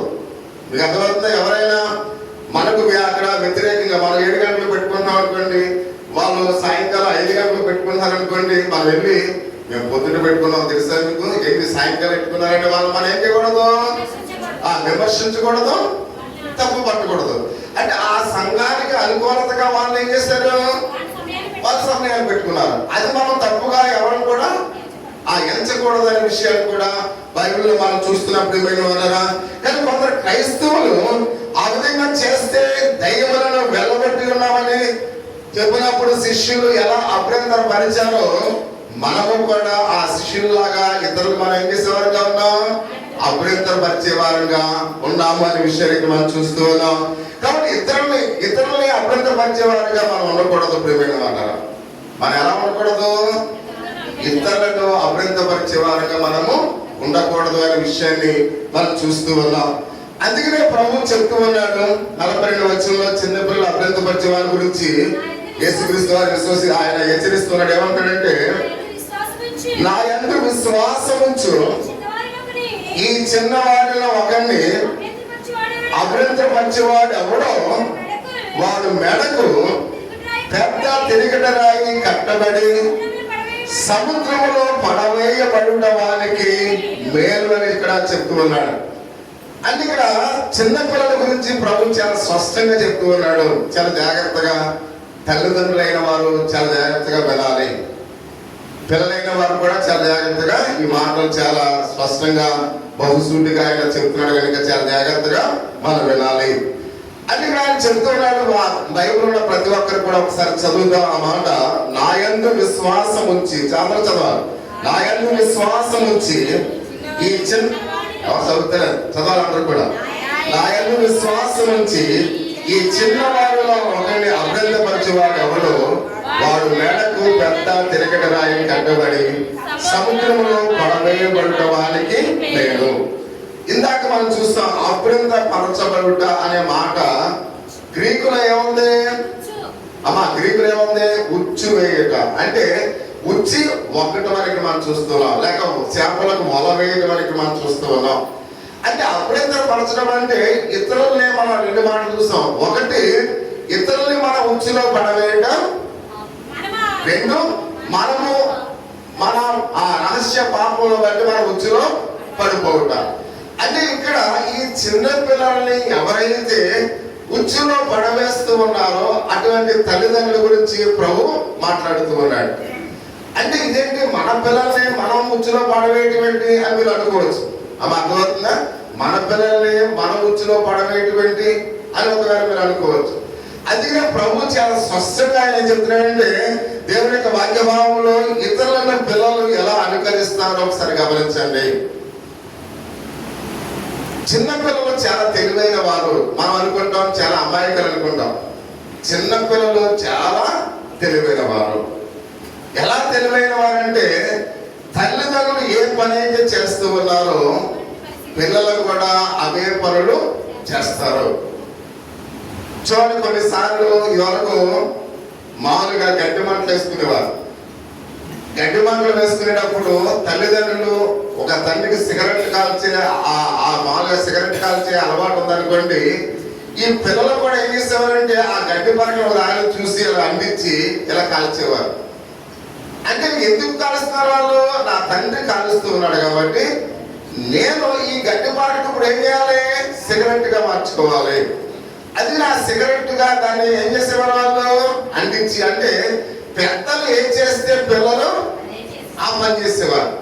అందుకనే పిల్లలు చాలా తెలివైన వారు కనుక పిల్లలు పెద్దవాళ్ళని అనుకరిస్తారు. ప్రియమైన వాళ్ళ కొంతమంది చూడండి, తల్లి చీర కట్టుకోవడం చూసి ఆ చంటి పిల్లలు కూడా ఒక టవల్ తీసుకుని ఏం చేస్తారు? చీర కింద కట్టుకుంటారు. అంటే మా అమ్మ చీర కట్టుకుంటుంది కాబట్టి నేను కూడా కట్టుకోవాలి. ప్యాంటు షర్టు తల్లిదండ్రులు వేసుకుంటే పిల్లలు కూడా అలాగే పెద్ద ప్యాంటు ఆ పెద్ద షర్టు వేసుకోవడానికి ప్రయత్నం. అంటే ప్రతి పిల్లలు కూడా తల్లిదండ్రులు ఏం చేస్తున్నారో చూసి ఆ పనులు చేస్తారు అనే విషయాన్ని ప్రతి ఒక్కరు కూడా గమనించాలి, అనుకరిస్తూ ఉంటారు. తండ్రి ఎలా మాట్లాడుతున్నాడో కొన్ని సందర్భాల్లో పిల్లలు కూడా అలా మాట్లాడడానికి ప్రయత్నం చేస్తుంటారు. తల్లి ఎలా మాట్లాడుతుందో పిల్లలు కూడా అలా మాట్లాడడానికి ప్రయత్నం చేస్తుంటారు. మన చేతులు ఎలా ఊపుతున్నామో ఆ పిల్లలు కూడా అలా ఊపడానికి వాళ్ళు ప్రయత్నం చేస్తారు. అంటే టోటల్ గా పిల్లలు పెద్దలు ఏం చేస్తున్నారు? అనుకరిస్తూ ఉన్నారు. వాళ్ళు ఏం చేస్తూ ఉన్నారు వీళ్ళు కూడా అదే పనులు చేస్తూ ఉన్నారు అనే విషయాన్ని ప్రతి ఒక్కరు కూడా గమనించవలసిన వారినట్టుగా మనం చూస్తూ ఉన్నాం. అంత మాత్రమే కాకుండా ఆయన మాట్లాడుతున్నాడు ప్రియ సహోదరి సహోదరా. కాబట్టి చెడ్డ మాటలు మాట్లాడాం అనుకోండి, తల్లిదండ్రులు చెడ్డ మాటలు బూతు మాటలు మాట్లాడుతున్నారు అనుకోండి, ఆ తల్లిదండ్రులు లేనప్పుడు పిల్లలు కూడా ఏం చేస్తారు? ఆ చెడ్డ మాటలు ప్రాక్టీస్ చేస్తారు. మీకు తెలియకుండానే. మీరు అక్కడ ఉండరు, ఎందుకంటే మీరు మీ పనికి వెళ్ళిపోతారు, మీ ఉద్యోగానికి వెళ్ళిపోతారు, లేకపోతే మీ పని పాటలకు మీరు వెళ్ళిపోతారు. ఈ పిల్లలు మీరు ఏమైతే చెడ్డ మాటలు మాట్లాడారో ఈ పిల్లలు గోడ వైపు చూసి ప్రాక్టీస్ చేస్తుంటారు. మా అమ్మ ఎలా మాట్లాడింది, మా నాన్న ఎలా మాట్లాడాడు, ఒకసారి ట్రై చేద్దాం మనం కూడా అని మీరు చెడ్డ మాటలన్నీ కూడా ఆ పిల్లల మీద ప్రభావితం చేస్తుంటే మీకు అర్థమవుతుందమ్మా? ఈ చెడ్డ మాటలన్నీ కూడా ప్రతి పిల్లవాడు కూడా అనుకరించడానికి మిమిక్రీ అంటే ఏంటి? రామారావు మాట్లాడిన మాటలు ఆ మిమిక్రీ చేసేవాడు సేమ్ రామారావు మాట్లాడేస్తుంటాడు. అలాగే ప్రతి ఒక్కరు కూడా తల్లి ఎలా మాట్లాడిందో ఆ పిల్లలు కూడా అలాగే మాట్లాడతారు. తండ్రి ఎలా మాట్లాడుతూ ఉన్నాడో ఆ యొక్క పిల్లవాడు కూడా అలా మాట్లాడడానికి ప్రయత్నం చేస్తాడు. అంటే నువ్వు చెడ్డ మాటలు మాట్లాడితే వాడు చెడ్డ మాటలు ప్రాక్టీస్ చేస్తాడు, నువ్వు మంచి మాటలు మాట్లాడితే మంచి మాటలు ప్రాక్టీస్ చేస్తున్నాడు. అంత మాత్రం కాకుండా మనం చూస్తూ ఉన్నప్పుడు ఆ సహోదరి సోదర, ఒకవేళ నువ్వు స్వార్థంతో ఉన్నావు అనుకోండి, ఒకవేళ తల్లిదండ్రులు కూడా స్వార్థంగా ఉన్నట్లయితే పిల్లలకు కూడా స్వార్థంగా వాళ్ళు పెరుగుతారు. ప్రియమైన వాళ్ళ ఒకవేళ తల్లిదండ్రులు కూడా స్వార్థంగా ఆలోచిస్తూ ఉంటే పిల్లలు కూడా ఎలా ఉంటారు? స్వార్థంగానే వారు కూడా ఆలోచించేవారుగా ఉంటారనే విషయానికి మనం చూస్తూ ఉన్నాం. కాబట్టి ఇక్కడ మనం గమనించినట్టు ఇతరుల మీద ఒకవేళ దాడి చేస్తున్నాం అనుకోండి, పిల్లలు చూస్తుంటారు చూడండి. అందుకనే ఏదన్నా చిన్న గొడవ జరిగితే ఎక్కువ పర్సెంట్ ఆ పరిసర ప్రాంతాల్లో ఎవరుంటారు? పిల్లలే ఉంటారు. ప్రియమైన అంటే పిల్లలకి దెబ్బలాడంటే సంతోషం. అంటే వాళ్ళకి తెలియదు ఆ గొడవలో మామూలుగా ఇబ్బందులు అవుతాయని, అయితే అక్కడ కొట్లాట జరుగుతుందని, అక్కడ చాలా ఇబ్బందికరమైన పరిస్థితులు ఉంటాయని ఆ పిల్లలకి తెలియదు. అంటే వాళ్ళు ఏం చేస్తుంటారు? దెబ్బలాడేసరికి పిల్లలు వెళ్ళిపోయి ఇలా ఇలా చూస్తూ ఉంటారు. అంటే ఆ సిచ్యువేషన్ లో మా అమ్మ ఎలా ఉంది, ఎలా మాట్లాడుతూ ఉంది, మా నాన్న ఎలా చేస్తున్నాడు, వాళ్ళ మీద ఎలా దాడి చేస్తూ ఉన్నాడు. నిజంగా ఇది వాస్తవం ప్రియమైన వాళ్ళ. ఎందుకంటే ప్రతి ఒక్కరు కూడా బైబిల్ చెప్తూ ఉంది, ఇది నేను చెప్పే మాటలు కాదు. కాబట్టి తండ్రి ఎలా దాడి చేస్తూ ఉన్నాడు, తల్లి ఎలా దాడి చేస్తుంది, తల్లి ఎలా మాట్లాడుతూ ఉన్నాడు, తండ్రి ఎలా మాట్లాడుతూ ఉన్నాడు, వాళ్ళు చేసే యాక్షన్ కూడా మీరు వెళ్ళిపోయిన తర్వాత మీ పిల్లలు ఇంకొక పిల్లల మీద అలా చేయడానికి వాళ్ళు చూస్తారు. ప్రియమైన వాళ్ళ అంటే ప్రతి విషయంలో కూడా పిల్లల దగ్గర తల్లిదండ్రులు చాలా జాగ్రత్తగా ఉండాలి. పిల్లల దగ్గర చాలా జాగ్రత్తగా ఉండాలి. కానీ అందుకనే ఒకసారి మామూలుగా నేను మ్యారేజ్లో ఎక్కువ చెప్తూ ఉంటాను. ఇద్దరు భార్య భర్తలు, ఒక కుమారుడు ఉన్నాడంట. ఆ తల్లి ఆ కుందు మంచంలో పలుకుని ఉండేదంట. ఆ తల్లి ఆ లేవలేని స్థితిలో ఆ కుందు మంచంలోనే ఉండేదంట. రోజు మామూలుగా వాళ్ళ పిల్లలు ఏం చేసేవారంటే ఆ కోడలు ఆ కొడుకు పట్టుకెళ్ళి ఆ చిన్న చెప్పు పట్టుకెళ్ళి అక్కడ పెట్టేసి వాళ్ళు పని మాకు వెళ్ళిపోయేవారు. అలాగ భోజనం ఆ సమయానికి ఆ గిన్నెలో పాడేసి వాళ్ళు వెళ్ళిపోతే ఆ కుందు మంచంలో అలాగ ఉండి పాపం ఆవిడ కొంత తినేది. ఒకరోజు మామూలుగా ఈ తల్లిదండ్రులు బయటికి వెళ్ళారు, పిల్లవాడు మాత్రమే అక్కడ ఉన్నాడు. కాబట్టి వాళ్ళ తల్లిదండ్రులు బయటికి వెళ్ళి వచ్చేసరికి ఇక్కడ మంచం లేదు, ఈ ప్లేటు లేదు. ఆ తల్లిదండ్రులు గబగబా వచ్చి వెతుకున్నారు, ఎక్కడ ముసలిదానికి అన్నం పెట్టాలి, ఎక్కడెక్కడ వెతుకుతుంటే అప్పుడు ఎక్కడి నుంచో పరిగెత్తుకుంటూ ఆ పిల్లవాడు వచ్చాడు. వచ్చి రే మామకి ఇక్కడ మా అన్నం పెట్టాలి, మంచం లేదు, ఇది మామూలుగా ప్లేటు కూడా లేదు, ఏది అంటే ఆ చిన్న పిల్లవాడు అన్నాడు, నానా మీరు పెద్దవాళ్ళు అయిన తర్వాత మీకు కూడా నేను అన్నం పెట్టాలి కదా, మీకు కూడా ఆ మంచం ఉంచాలి కదా, అందుకని వాటిని నేను ఏం చేశాను, దాచాను. అంటే ఆ పిల్లవాడు అన్ని గమనిస్తున్నాడంటే తన మామని ఎలా చూస్తూ ఉన్నాడు అంటే ఇక్కడ మనం గమనించినట్టు ఆ పిల్లవాడు అన్ని చూసి పెద్ద అయిన తర్వాత అదే ప్లేట్లో ఎవరు పెట్టాలనుకున్నాడు, తన తల్లిదండ్రులకు పెట్టాలనుకున్నాడు. అదే మంచం మీద ఎవరు పడుకోవాలని చూస్తున్నాడు, తన తల్లిదండ్రులు పడుకోవాలని చూస్తున్నాడు. అంటే ఆ తల్లిదండ్రులు ఏది చేస్తూ ఉన్నారో ఆ పిల్లవాడు తన మనసులో అది నిండిపోయినట్లుగా మనం చూస్తూ ఉన్నాం. అంటే ప్రియ సహోదరి సహోదరా, ప్రతి ఒక్క పిల్లవాడు కూడా ఇలాగనే ఉంటారు, మనము కూడా ఇలాగనే ఉంటాం. మన తల్లిదండ్రులు ఎలా చేస్తారో మనం అలా చేస్తాం. మన పిల్లలు మనం ఎలా చేస్తామో మన పిల్లలు కూడా అలాగే చేస్తారు.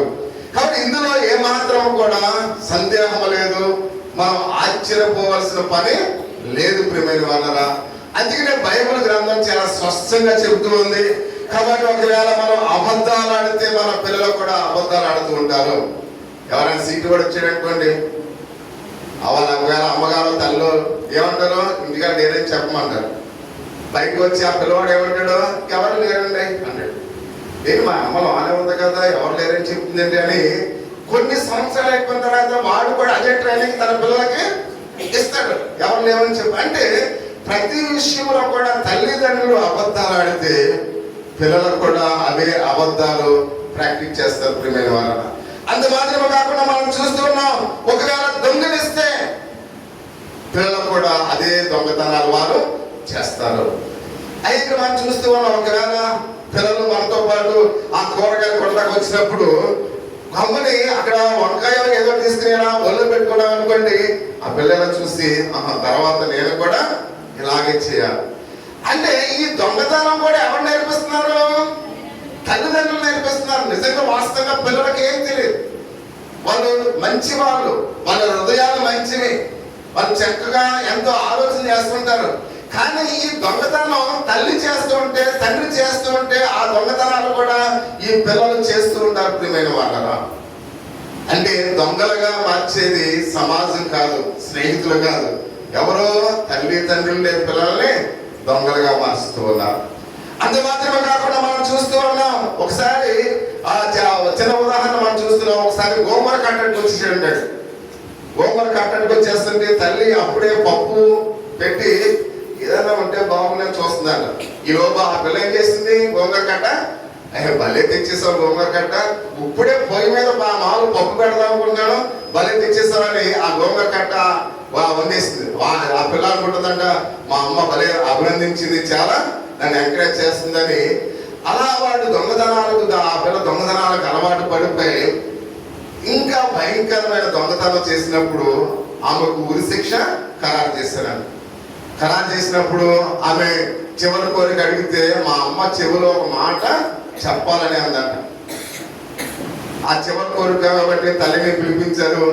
ఆ ఊరి స్తంభానికి ఎక్కేటప్పుడు ఆ కుమార్తె చెప్తుంది, అమ్మా నేను గోంగూర కట్ట తెచ్చినప్పుడు ఇది తప్పు అంటే ఇప్పుడు నా యొక్క మెడకు ఉరుతాడు పడేది కాదు. నువ్వు భలే తెచ్చావంటే నేను ఈ యొక్క మరణానికి ఆ అయితే ఆ మరణానికి సంబంధించిన నేరం చేసేంత వరకు నాకు ఇది నేరం అని ఎవరు కూడా నాకు చెప్పలేదు. అంటే నీవు నన్ను సరిగ్గా పెంచలేదు కనుక నేను ఇప్పుడు మరణిస్తున్నాను అమ్మా అని కన్నీరు కార్చిందని ప్రియమైన వాళ్ళ. అంటే చూడండి, అంటే ఆ కన్న పిల్లలు కూడా తల్లిదండ్రులు ఏ మాత్రము కూడా వాళ్ళకి సరైన మార్గంలో పెంచకపోవటం వల్ల ఆ పిల్లల యొక్క స్థితి ఎంత అధ్వానంగా ఉందో ప్రతి ఒక్కరు కూడా గమనించాలి ప్రియమైన వాళ్ళు. అంటే మొక్కయ్య వంగనదే మానయ్య వంగురానికి మనం చూస్తూ ఉన్నాం. మొక్కగా ఉన్నప్పుడే దాన్ని సరైన పద్ధతిలో మనము పెంచాలి ప్రియా సహోదరి సహోదరుడా. అందుకనే ఒకవేళ తల్లిదండ్రులు దొంగలైతే పిల్లలు కూడా దొంగతనాలు చేయటం నేర్చుకుంటారు అనే విషయాన్ని మనం చూస్తూ ఉన్నాం. ఒకవేళ వ్యభిచారాలను ఇక్కడ మనం చూసినట్లయితే చాలా భయంకరంగా ఉన్నాయి వ్యభిచారాలు. ఎందుకంటే మనం చూస్తున్నాం, నిన్నే ఒక పేపర్లో చూసాం, వ్యభిచారానికి అలవాటే భార్య తన భర్తకు మామూలుగా నిద్ర మాత్రమే చంపేసిందని ప్రియమైన వాళ్ళు. ఎంత ఘోరం అంటే ఆమె వ్యభిచారానికి అలవాటు పడిపోయి భర్తను ఏం చేసింది, నిద్ర మాత్రంలో అన్నంలో కలిపేసింది. అన్నంలో కలిపేస్తే మరలా అతను మామూలుగా చనిపోయాడని చెప్తే వాళ్ళు ఆ మామూలుగా పోస్ట్ మార్టం రిపోర్ట్ లో నిద్ర మాత్రలు అన్నంలో కలపడం వల్ల ఇతడు చనిపోయాడని చెప్పారు. అంటే ఒకవేళ ఇష్టం లేకపోతే వదిలేయాలి, కానీ భర్తను చంపేయడం అంటే ఇక్కడ మనం చూస్తున్న పూర్వ దినాల్లో భార్యను చంపేసేవారు, కానీ ఇప్పుడు భార్యలు భర్తలను చంపేస్తున్నారు. ఎంత ఘోరం అంటే సమాజం ఎంత దీన స్థితికి జారిపోయిందంటే ఒకసారి మనం చూస్తూ ఉన్నాం. అంటే అటువంటి వ్యభిచారంలో ఏ స్త్రీ అయితే తిరుగుతూ ఉందో తన పిల్లలు కూడా గమనిస్తున్నారు ప్రియమైన వాళ్ళు. తల్లి వ్యభిచారం అయితే పిల్లలు కూడా ఆ వ్యభిచారానికి అది మార్గము అవుతుంది అనే విషయాన్ని ప్రతి ఒక్కరిగా తల్లి కూడా తెలుసుకోవాలి. ఎందుకంటే మనము నిజాయితీ అయిన జీవితాన్ని జీవించాలి. ఎందుకంటే ఒకవేళ నీ కుమార్తె ఒకవేళ నువ్వు తప్పు చేస్తుంటే ఆ తప్పు చూసి నీ కుమార్తె కూడా వ్యభిచారిగా మారిపోతుంది. అంటే వ్యభిచారిగా మారిపోవడానికి ఎవరో కారణం కాదు, తల్లులే కారణం ప్రియమైన వాళ్ళం. అందుకని ప్రతి ఒక్కరూ కూడా నీ నడవడిక, నీ ఆలోచన, నీ తలంపు, నీ ఉద్దేశం సరైనదిగా ఉంచుకోవాలి. ఒకవేళ సరైనదిగా ఉంచుకోకపోతే నీవు నాశనం అయిపోతావు, నీ కుమార్తె కూడా నాశనం అయిపోతుంది అనే విషయాన్ని ప్రతి తల్లి కూడా అర్థం చేసుకోవాలి. కాబట్టి అంత మాత్రమే కాకుండా మనం చూస్తున్నప్పుడు ఆ సహోదరి సహోదరులు మాట్లాడుతూ ఉన్నాడు. కాబట్టి వారు ఎక్కడ నేర్చుకున్నారు అనే ఒక విషయాన్ని మనం గమనించినట్లయితే వాళ్ళు ఎక్కడ నేర్చుకున్నారు, ఇంట్లోనే నేర్చుకుంటారు. ఇవన్నీ కూడా ప్రియమైన వాళ్ళు. అది వేరే వాళ్ళకి ఏదో స్కూల్లో నేర్పడం లేదు, ఏదో ఒక ప్రదేశంలో వారికి నేర్పడం లేదు. ఆ ఇల్లే పిల్లలు పాడైపోయి నిలకగా మారిపోతున్నట్లుగా మనం చూస్తున్నాం. సమాజం ఎందుకు చెడిపోతుందంటే తల్లిదండ్రులు సరైన విధంగా బ్రతకలేనప్పుడు, తల్లిదండ్రులు సరైన విధంగా జీవించలేనప్పుడు, తల్లిదండ్రులు యథార్థంగా జీవించలేనప్పుడు ఆ పిల్లల జీవితాలు సర్వనాశనం అయిపోతున్నారు ప్రియమైన వాళ్ళ. కాబట్టి అందుకనే సమాజం బాగోవాలంటే మన పిల్లలు కాదు, మనం బాగోవాలి. కాబట్టి ప్రతి విషయంలో గమనించండి, మన పిల్లలు విలువలకు తగినట్లుగా బ్రతకాలంటే ప్రతి తల్లి కూడా క్రమశిక్షణలో బ్రతకాలి ప్రియమైన వాళ్ళు. ఎప్పుడైతే తల్లిదండ్రులు క్రమశిక్షణలో ఉంటారో, దేవుని యొక్క విశ్వాసంలో ఉంటారో, దేవుని భక్తిలో ఉంటారో, అప్పుడు పిల్లలు కూడా సరైన విధంగా వాళ్ళు బ్రతుకుతారు. వారి పిల్లలు కూడా వారు సరిగ్గా బ్రతుకుతారు. అంటే నీ వల్ల నీ జనరేషన్ అంతా కూడా నాశనం అయిపోతుంది, నా వల్ల నా జనరేషన్ అంతా కూడా నాశనం అయిపోతుంది, మన వల్ల మన జనరేషన్ అంతా కూడా నాశనం అయిపో అంటే ఆ విష బీజాన్ని మనమే నాటుతున్నాం ప్రియమైన వాళ్ళ. అందుకని ఒకవేళ అటువంటి తలంపు, అటువంటి ఆలోచన ఒకవేళ మనలో ఉన్నట్లయితే ఇప్పుడే దాన్ని ఏం చేయాలి, తీసివేయాలి. ఒకవేళ తీసివేయకపోతే నీవు నాశనం అయిపోతున్నావు, నీ పిల్లలు కూడా నాశనం అయిపోతున్నారు, వారి పిల్లలు కూడా నాశనం అయిపోతారు ప్రియమైన వాళ్ళ. కానీ అందుకనే మనం సరైన రీతిగా మన పిల్లలు పెంచాలని, వాళ్ళని ఏం చేయకూడదంట, అభ్యంతరం పరచకూడదు అనే విషయాన్ని పరిశుద్ధ గ్రంథంలో అయితే మనం చూస్తూ ఉన్నాం. కాబట్టి ఈ విధంగా చిన్న పిల్లలు పాపం చేయడానికి కారణం ఎవరు, తల్లిదండ్రులే అనే విషయాన్ని ప్రతి ఒక్కరిని కూడా గమనించండి. మనం తప్పించుకోవడానికి తల్లిదండ్రులు ఎవరు, వాడు జత ఎట్టాడు పాడైపోయాడు, ఇటు జత ఎట్టాడు పాడైపోయాడు, వాడి జత ఇటు జత పెట్టి ఎవడో పాడవాడు. తల్లిదండ్రులు చెడ్డవారైతే పిల్లలు కూడా చెడ్డవారుగానే ఉంటారు, తల్లిదండ్రులు సరైన వారు కాకపోతే పిల్లలు కూడా సరైన వారుగా ఉండరు ప్రియమైన వాళ్ళ. కానీ అందుకనే ఎవడు చేతంటే ఎవడు పాడవడు, కానీ తల్లిదండ్రులు సరిగ్గా లేకపోతే పిల్లలు కూడా నాశనం అయిపోతారనే విషయాన్ని ప్రతి ఒక్కరిని కూడా గమనించవలసినట్లుగా మనం చూస్తూ ఉన్నాం. కానీ అందుకని క్రైస్తవులు గొప్ప శిక్ష అనుభవించదని యేసుక్రీస్తు వారు ఏం చేస్తున్నాడు? హెచ్చరిస్తూ ఉన్నాడు. ఒకవేళ నువ్వు క్రైస్తవుడు అయినప్పుడు కూడా నీవు సరైన రీతిగా నీ పిల్లలు పెంచకపోతే నీవు కూడా శిక్ష అర్హుడమై ప్రియమైన వాళ్ళరా. ఒక సంఘానికి వెళుతున్నప్పుడు దైవజనుడు సరిగ్గా లేనట్లయితే ఆ సంఘం కూడా నాశనం అయిపోతుంది. అయితే ఇక్కడ సంఘంలో ఉన్న విశ్వాసులు కూడా నాశనం అయిపోతుంటారు. ప్రార్థన చేస్తుంటే కొంతమంది కళ్ళు తెరిచి సైకిల్ చేసుకునే సంఘాలుగా మనము ఏమాత్రం కూడా ఉండకూడదు ప్రియమైన వాళ్ళ. ఒకవేళ ప్రార్థన చేసుకుంటే బయటకు వెళ్ళి వాళ్ళు ఇష్టానుసారంగా మనం వచ్చే క్రైస్తవ విశ్వాసులుగా ఎవరు ఉండకూడదు. ఎందుకంటే నీకు ఇష్టం లేకపోతే ఇంటి దగ్గరే ఉండు, కానీ ప్రార్థనలో వచ్చి ప్రార్థనలో మాట్లాడుతున్న వాక్యాన్ని చెప్పిన తర్వాత పాస్టర్ గారు వాక్యం స్టార్ట్ చేసిన తర్వాత బయటకు వెళ్ళిపోయి ఆమె సరిగ్గా వాళ్ళకి వచ్చే విశ్వాసులుగా ఎవరు కూడా ఉండకండి ప్రియమైన వారు. ఒకవేళ మీకు ఇష్టం లేకపోతే ఇంటి దగ్గరే ప్రార్థన మానేయండి. ప్రార్థనకు వచ్చిన తర్వాత అడుగు బయటకు పెట్టడానికి అసలు వీలనేది ఉండకూడదు ప్రియమైన వారు. ఒకవేళ పెద్దవాళ్ళు వెళ్తారు, ఎందుకంటే షుగర్ కంప్లైంట్ కాబట్టి ఒక యూరిన్కి వెళ్ళాలి కాబట్టి వాళ్ళు వెళ్తారు, పెద్దవాళ్ళు వెళ్తారు. పిల్లలకి ఏం పని కాబట్టి అందుకనే యవనస్తులు ఎవరు కూడా దేవుని మందిరంలోకి వచ్చిన తర్వాత బయటికి వెళ్ళడానికి అవకాశము లేదు. ఒక వెళ్ళాలంటే తల్లి పర్యవేక్షణలో మాత్రమే బయటికి వెళ్ళాలి. నువ్వు వెళ్ళేటప్పుడు తల్లికి చెప్పాలి, వచ్చేటప్పటికి తల్లికి చెప్పాలి. అటువంటి ఆలోచనతోనే మీరు దేవుని యొక్క సన్నిధానాన్ని విడిచి మీరు వెళ్ళాలి తప్ప ఇష్టానుసారంగా మీరు అటు ఇటు తిరగడానికి ఇది సినిమా హాలు కాదు అనే విషయాన్ని ప్రతి ఒక్కరు కూడా గమనించాలి. కానీ అందుకనే దైవజనుడు కూడా ఖండించేవాడిగా ఉండాలి, బుద్ధి చెప్పేవాడిగా ఉండాలి, సరిదిద్దేవాడిగా ఉండాలి. ఒకవేళ దైవజనుడు కూడా అదే మార్గంలో ఉంటే, సంఘ పెద్దలు కూడా అదే మార్గంలో ఉంటే, క్రైస్తవ విశ్వాసులు కూడా అలాగనే ఉంటారు ప్రియమైన వాళ్ళు. అందుకనే సంఘ కాపరి మాదిరికరంగా ఉండాలి, సంఘ పెద్దలు కూడా సంఘానికి మాదిరికరంగా ఉండాలి. అప్పుడే విశ్వాసులు కూడా మాదిరికరంగా ఉంటారు. ఏదైనా ఒక పని చేసినప్పుడు సంఘాన్ని అంతటికి చెప్పండి, అంతేగాని వ్యక్తిగతంగా నిర్ణయాలు సంఘంలో ఎవరు కూడా తీసుకోకూడదు.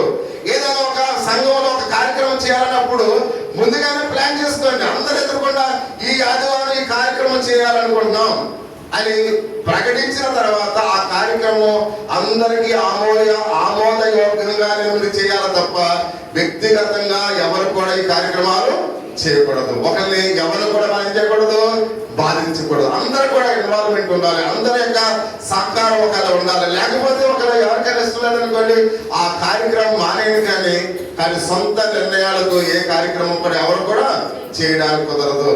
ఒకవేళ అలాంటి చేయాలంటే ఒకవేళ మీ ఇంటి దగ్గర ఆ కార్యక్రమాలు మీరు నిర్వహించుకోండి, కానీ సంఘములో అందరి యొక్క ఆలోచన ఆమోదం మేరకు ఏ కార్యక్రమం అయినా చేయాలి ప్రియమైన మాటలా.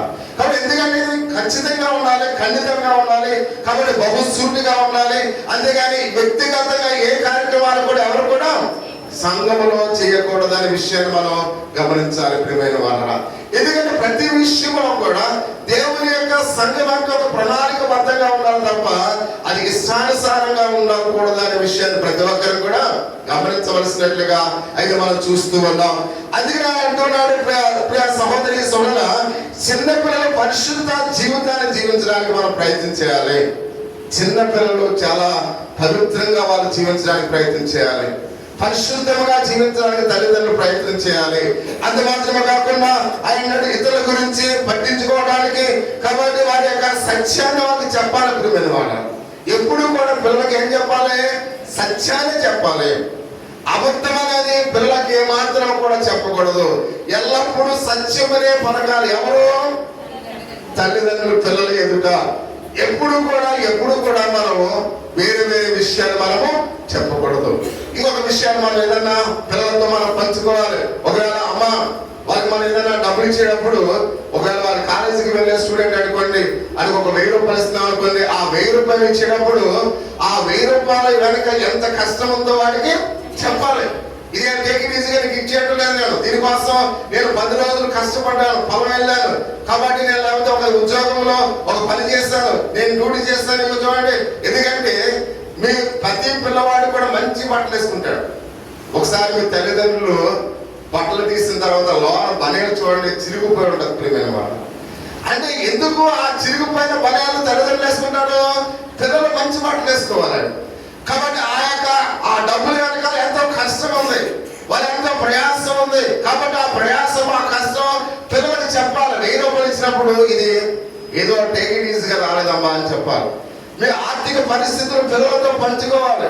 కాబట్టి ఎందుకంటే వాళ్ళు నేను ఈ పరిస్థితిలో ఉన్నా, మన కుటుంబం ఈ పరిస్థితిలో ఉంది, చాలా జాగ్రత్తగా మనం వేసుకోవాలి, జాగ్రత్తగా వాడుకోవాలి, మేము వేసుకున్న బట్టలు జాగ్రత్తగా మ్యాజిగా వాడుకోవాలి. ఇవన్నీ విషయాలు కష్టాన్ని, నష్టాన్ని, బాధలను మన పిల్లలతో మనము పంచుకోవాలి. వాళ్ళు ఏమి తెలియనట్టుగా నేను కూడా చాలా మోసపోయి కూరగాయలు కొంటాం అన్న పనులకు నేర్పలేదు, మా పిల్లలకి ఏదైనా ఊరు వెళ్ళడం నేర్పలేదు. క్యాస్ట్ సర్టిఫికేట్ కావాలని, ఏ సర్టిఫికేట్ కావాలని, ఏది కావాలని అన్ని కూడా నేనే చేసేవాడు. మా ఇంటి కూరగాయలు వెళ్ళడానికి వాళ్ళ భార్య ఏంటంటే కూరగాయలు తెస్తామంటాడు. అంటే అటు కూరగాయలు కొనడం కూడా రావట్లేదు. తీరా ఆ అమ్మాయి కూరగాయలు కొంటుందంటే ఆ అమ్మాయికి కూడా రాదు. అమ్మ మీరు ఎక్కడే ఉండదని నేనే మళ్ళీ కూరగాయలు. అంటే చిన్న పిల్లలకి అన్నీ నేర్పించాలి. మనం ఏమనుకుంటాం అంటే వీళ్ళకి ఏమి నేర్పించకూడదు, ఏ కష్టం కలగకూడదు, ఏ నష్టం కలగకూడదు అని వాళ్ళని ఎంతో మామూలుగా జమీందారులాగా పెంచాలనుకుంటాం. అది తప్పు. ప్రియమైన వాళ్ళు చిన్నప్పటి నుంచి వాళ్ళకి కష్ట నష్టాలు చెప్పాలి. అన్ని విషయాలు కూడా ఒకవేళ మనం తల్లిదండ్రులు లేకపోయినా ఆ కుటుంబాన్ని నడిపించగల సామర్థ్యం పిల్లలకి ఉండాలి. ప్రియమైన వాళ్ళు నేనేదో తెలియక నేనేదో తెలియక పిల్లలకి ఏ పని నేర్పకుండా పెంచాను. నేను ఎప్పుడు అనిపిస్తున్నాను నేను సరైన తండ్రిగా నేను లేను రా బాబు అని నేను ఒక్కోసారి బాధపడుతున్నాను. ఎందుకంటే పిల్లలకు ప్రతిదీ కూడా నేర్పించాలి, ప్రతి పని కూడా వాళ్ళకి నేర్పించాలి. కాబట్టి అలా నేర్పిస్తే తల్లిదండ్రులకు దూరంగా ఉన్న వాళ్ళు బ్రతకగలరు. భార్యను ఎలా పెంచగలరో వాళ్ళు నేర్చుకోగలరు, ఏది ఎలా కొనాలో వాళ్ళు నేర్చుకోగలరు.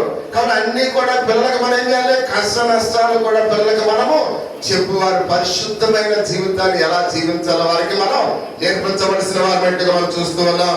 అంత మాత్రమే కాకుండా ప్రియ సహోదరి సహోదర ఆయన అంటాడు, ముఖ్యంగా దేవుని వాక్యము దాన్ని విని దాని విశ్వాసముల వాళ్ళని స్థిరమైన వారిగా పెంచాలి. ప్రియమైన వాళ్ళరా, అంటే దేవుని యొక్క వాక్యాన్ని మనం వింటూ ఆ విన్న వాక్యంలో మన విశ్వాసతను వారు కూడా పంచుకునేటట్లుగా వారిని పెంచాలి.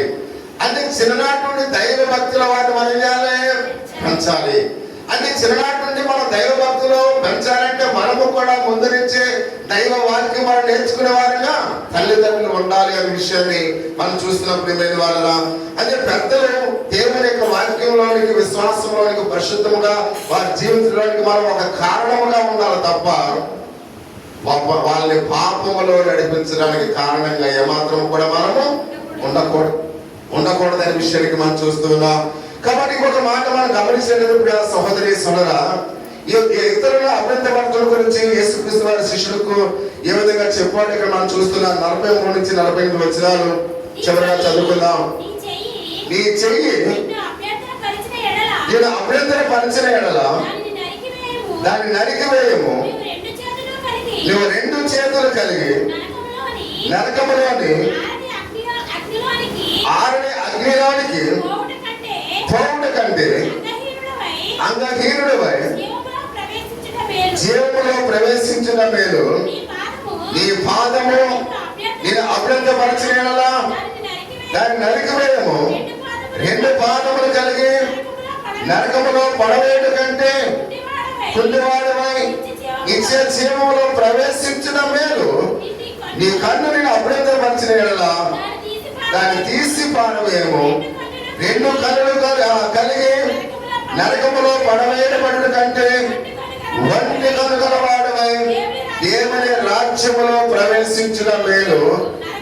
నరకములో వారు పురుగు చావదు, అగ్ని ఆరదు. ప్రియా సహోదరి సహోదరా, యేసు నిజముగా ప్రియా సహోదరి సహోదర ఆయన అంటూ ఉన్నాడు, ఇలాగూ చేయమని చెప్పు ఉన్నాడా లేక దేనినైనా చేయడానికి ఆయన మాట్లాడుతూ ఉన్నాడని ప్రతి ఒక్కరిని కూడా గమనించాలి.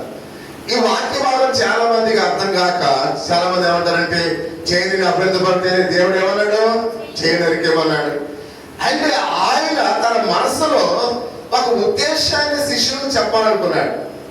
అంటే ఈ యొక్క వాక్యాన్ని ఆయన మాట్లాడుతున్న యొక్క మాటలను బట్టి ఆయన కూడా ఈ ఉదయకాల సంఘంలో ఒక సత్యాన్ని మనకు నేర్పించాలని ఆయన మాట్లాడుతున్నట్టుగా మనం చూస్తూ ఉన్నాం. ఆ సత్యము ఏంటి ఒకసారి ప్రతి ఒక్కరు కూడా గమనిద్దాం ప్రియమైన వాళ్ళరా. ఎందుకంటే కాలు చెయ్య లేక కన్ను ఎప్పుడైనా పాపము చేయడానికి కారణంగా ఉంటుందా అని ప్రతి ఒక్కరిని కూడా గమనించాలి. మన కాలు కానీ మన కన్ను కానీ మన చేయి కానీ పాపము చేయడానికి అనుకూలంగా ఉంటుందా అని ప్రతి ఒక్కరిని కూడా గమనించాలి. అది అనుకూలంగా ఉంటుందా? ఉన్నది ప్రియమైన వాళ్ళు. అంటే చూడండి, అంటే ఈ చెయ్యి పాపం చేయడానికి కానీ కన్ను పాపం చేయడానికి కానీ మన కాలు పాపం చేయడానికి అవకాశం లేదు. అని ఒకవేళ అనుకోవచ్చు ఈ చేతితో పాపం చేస్తున్నాం కదా అనుకో. కానీ చూడండి, నిద్రపోతున్నప్పుడు ఒక చీమ కాలు మీద కుడుతుంది అనుకోండి, ఈ చెయ్యి ఏం చేస్తుంది? ఆ చీమను చంపుతుంది ప్రియమైన వాళ్ళ. అది ఎలా సాధ్యం? ఈ చెయ్యి వల్ల సాధ్యం అది కాదు. అది ఎలా సాధ్యం? మీ యొక్క హృదయంలో ఉన్న ఆలోచన బయటకు పంపించి ఆ చిన్న మెదడు, ఈ చిన్న మెదడు సందేశాన్ని పంపిస్తుంది ప్రియమైన వాళ్ళ.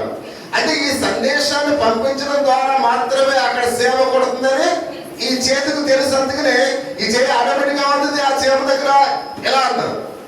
అంటే ఈ చెయ్యి పాపం చేయడానికైనా మంచి పని చేయడానికైనా కారణం అవడం ఈ హృదయంలో నుంచి ఈ చిన్న మెదడులోనికి వెళ్ళిన ఈ ఆలోచనే కారణం. అంటే దేవుడి కాలు గురించో అది చేయడానికి ఏమనో దాని గురించే ప్రభు చెప్పడానికైనా ఇష్టపడట్లేదు.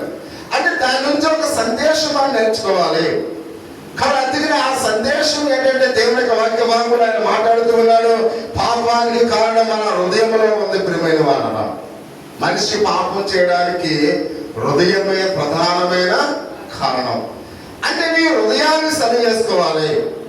అంటే మన యొక్క హృదయాన్ని మనం సరి చేసి, అంటే నీ యొక్క హృదయము నిండినదే నీ నోరు మాట్లాడుతుంది ప్రియమైన వాళ్ళ. నీ హృదయంలో ఏదైతే ఉందో అదే నీ నోరు మాట్లాడుతూ ఉంది. మాట్లాడిన తర్వాత నేను ఎలా మాట్లాడాలనుకున్నదంటే కాదంటే ఆల్రెడీ నీ హృదయంలో అది రికార్డ్ అయిపోయింది. అది నోరు పలుకుతుందని కొంతమంది చూడండి అనరాని మాట అనేసి ఏదో పొరపాటుగా మాట్లాడని అంటారు. పొరపాటు కదా, ఆల్రెడీ నువ్వేం మాట్లాడాలో నీ హృదయంలో ముందు క్యాసెట్ అయిపోయింది. ఆ క్యాసెట్ నోరేం చేసింది? బయటకు వచ్చింది. కాబట్టి అందుకని మనము అనుకోకుండా మాట్లాడేవి ఏ మాటలు కూడా ఉండవు, అనుకునే మాట్లాడతాం ప్రతి మాట కూడా. చాలా మంది నేను అనుకోకుండా మాట్లాడానంట. అనుకోకుండా ఎవరు కూడా మాట్లాడు. ఆల్రెడీ నీ హృదయంలో ఉన్నది అది నోటి ద్వారా బయటకు వస్తుంది ప్రియమైన వాళ్ళు. అంటే మనం పాపము చేయకుండా ఉండాలంటే మన హృదయాన్ని సరి చేసుకోవాలి. మనం పాపం చేయకుండా ఉండాలంటే మనం ఏం చేయాలంట? మన హృదయాన్ని సరి చేసుకోవాలని పరిశుద్ధ గ్రంథంలో అయితే మనం చూస్తాం. దాన్ని కప్పిపుచ్చుకోవడానికి కాబట్టి కంటిన్యూ పెరిగిపోయి ఎలాంటి ఐదిక మనుషులైతే మేలు చేతి ప్రియమైన వాళ్ళు. ఒకవేళ ఈ చెయ్యి తప్పు చేస్తుంది కదా అని ఈ చెయ్యి నరిగేస్తే నీలో ఏమైనా మార్పు వస్తుందా? అమ్మా అర్థమవుతుందా మీకు చెప్పేది? ఇది చెయ్యి తప్పు చేస్తుంది, ఈ చెయ్యి నరికేస్తే ఏమైనా మార్పు వస్తుందా? మార్పు రాదు. అంటే మనం ఎక్కడ సరవాలి? మన హృదయంలో సరవాలి. కంటిన్యూ పీకేస్తే మార్పు రాదు, నీ కాళ్ళు నరికేసుకుంటే మార్పు రాదు. అంటే నువ్వు పాపము చేయకుండా ఉండాలి అంటే నీ హృదయ ఆలోచన మార్పు రావాలి ప్రియమైన వాళ్ళు. అంటే నీ హృదయంలో మార్పు చెందాలని పరిశుద్ధ దేవునికి లేఖన భాగంలో మనం చూస్తూ ఉన్నాం. అది ఆయన మాట్లాడుతున్నాడు, కన్ను లేకుండా మనం పాపం చేయగలం ప్రియమైన వాళ్ళు. గుడ్డివారు కూడా పాపం చేసేవారు పూలంతమంది ఉన్నారు.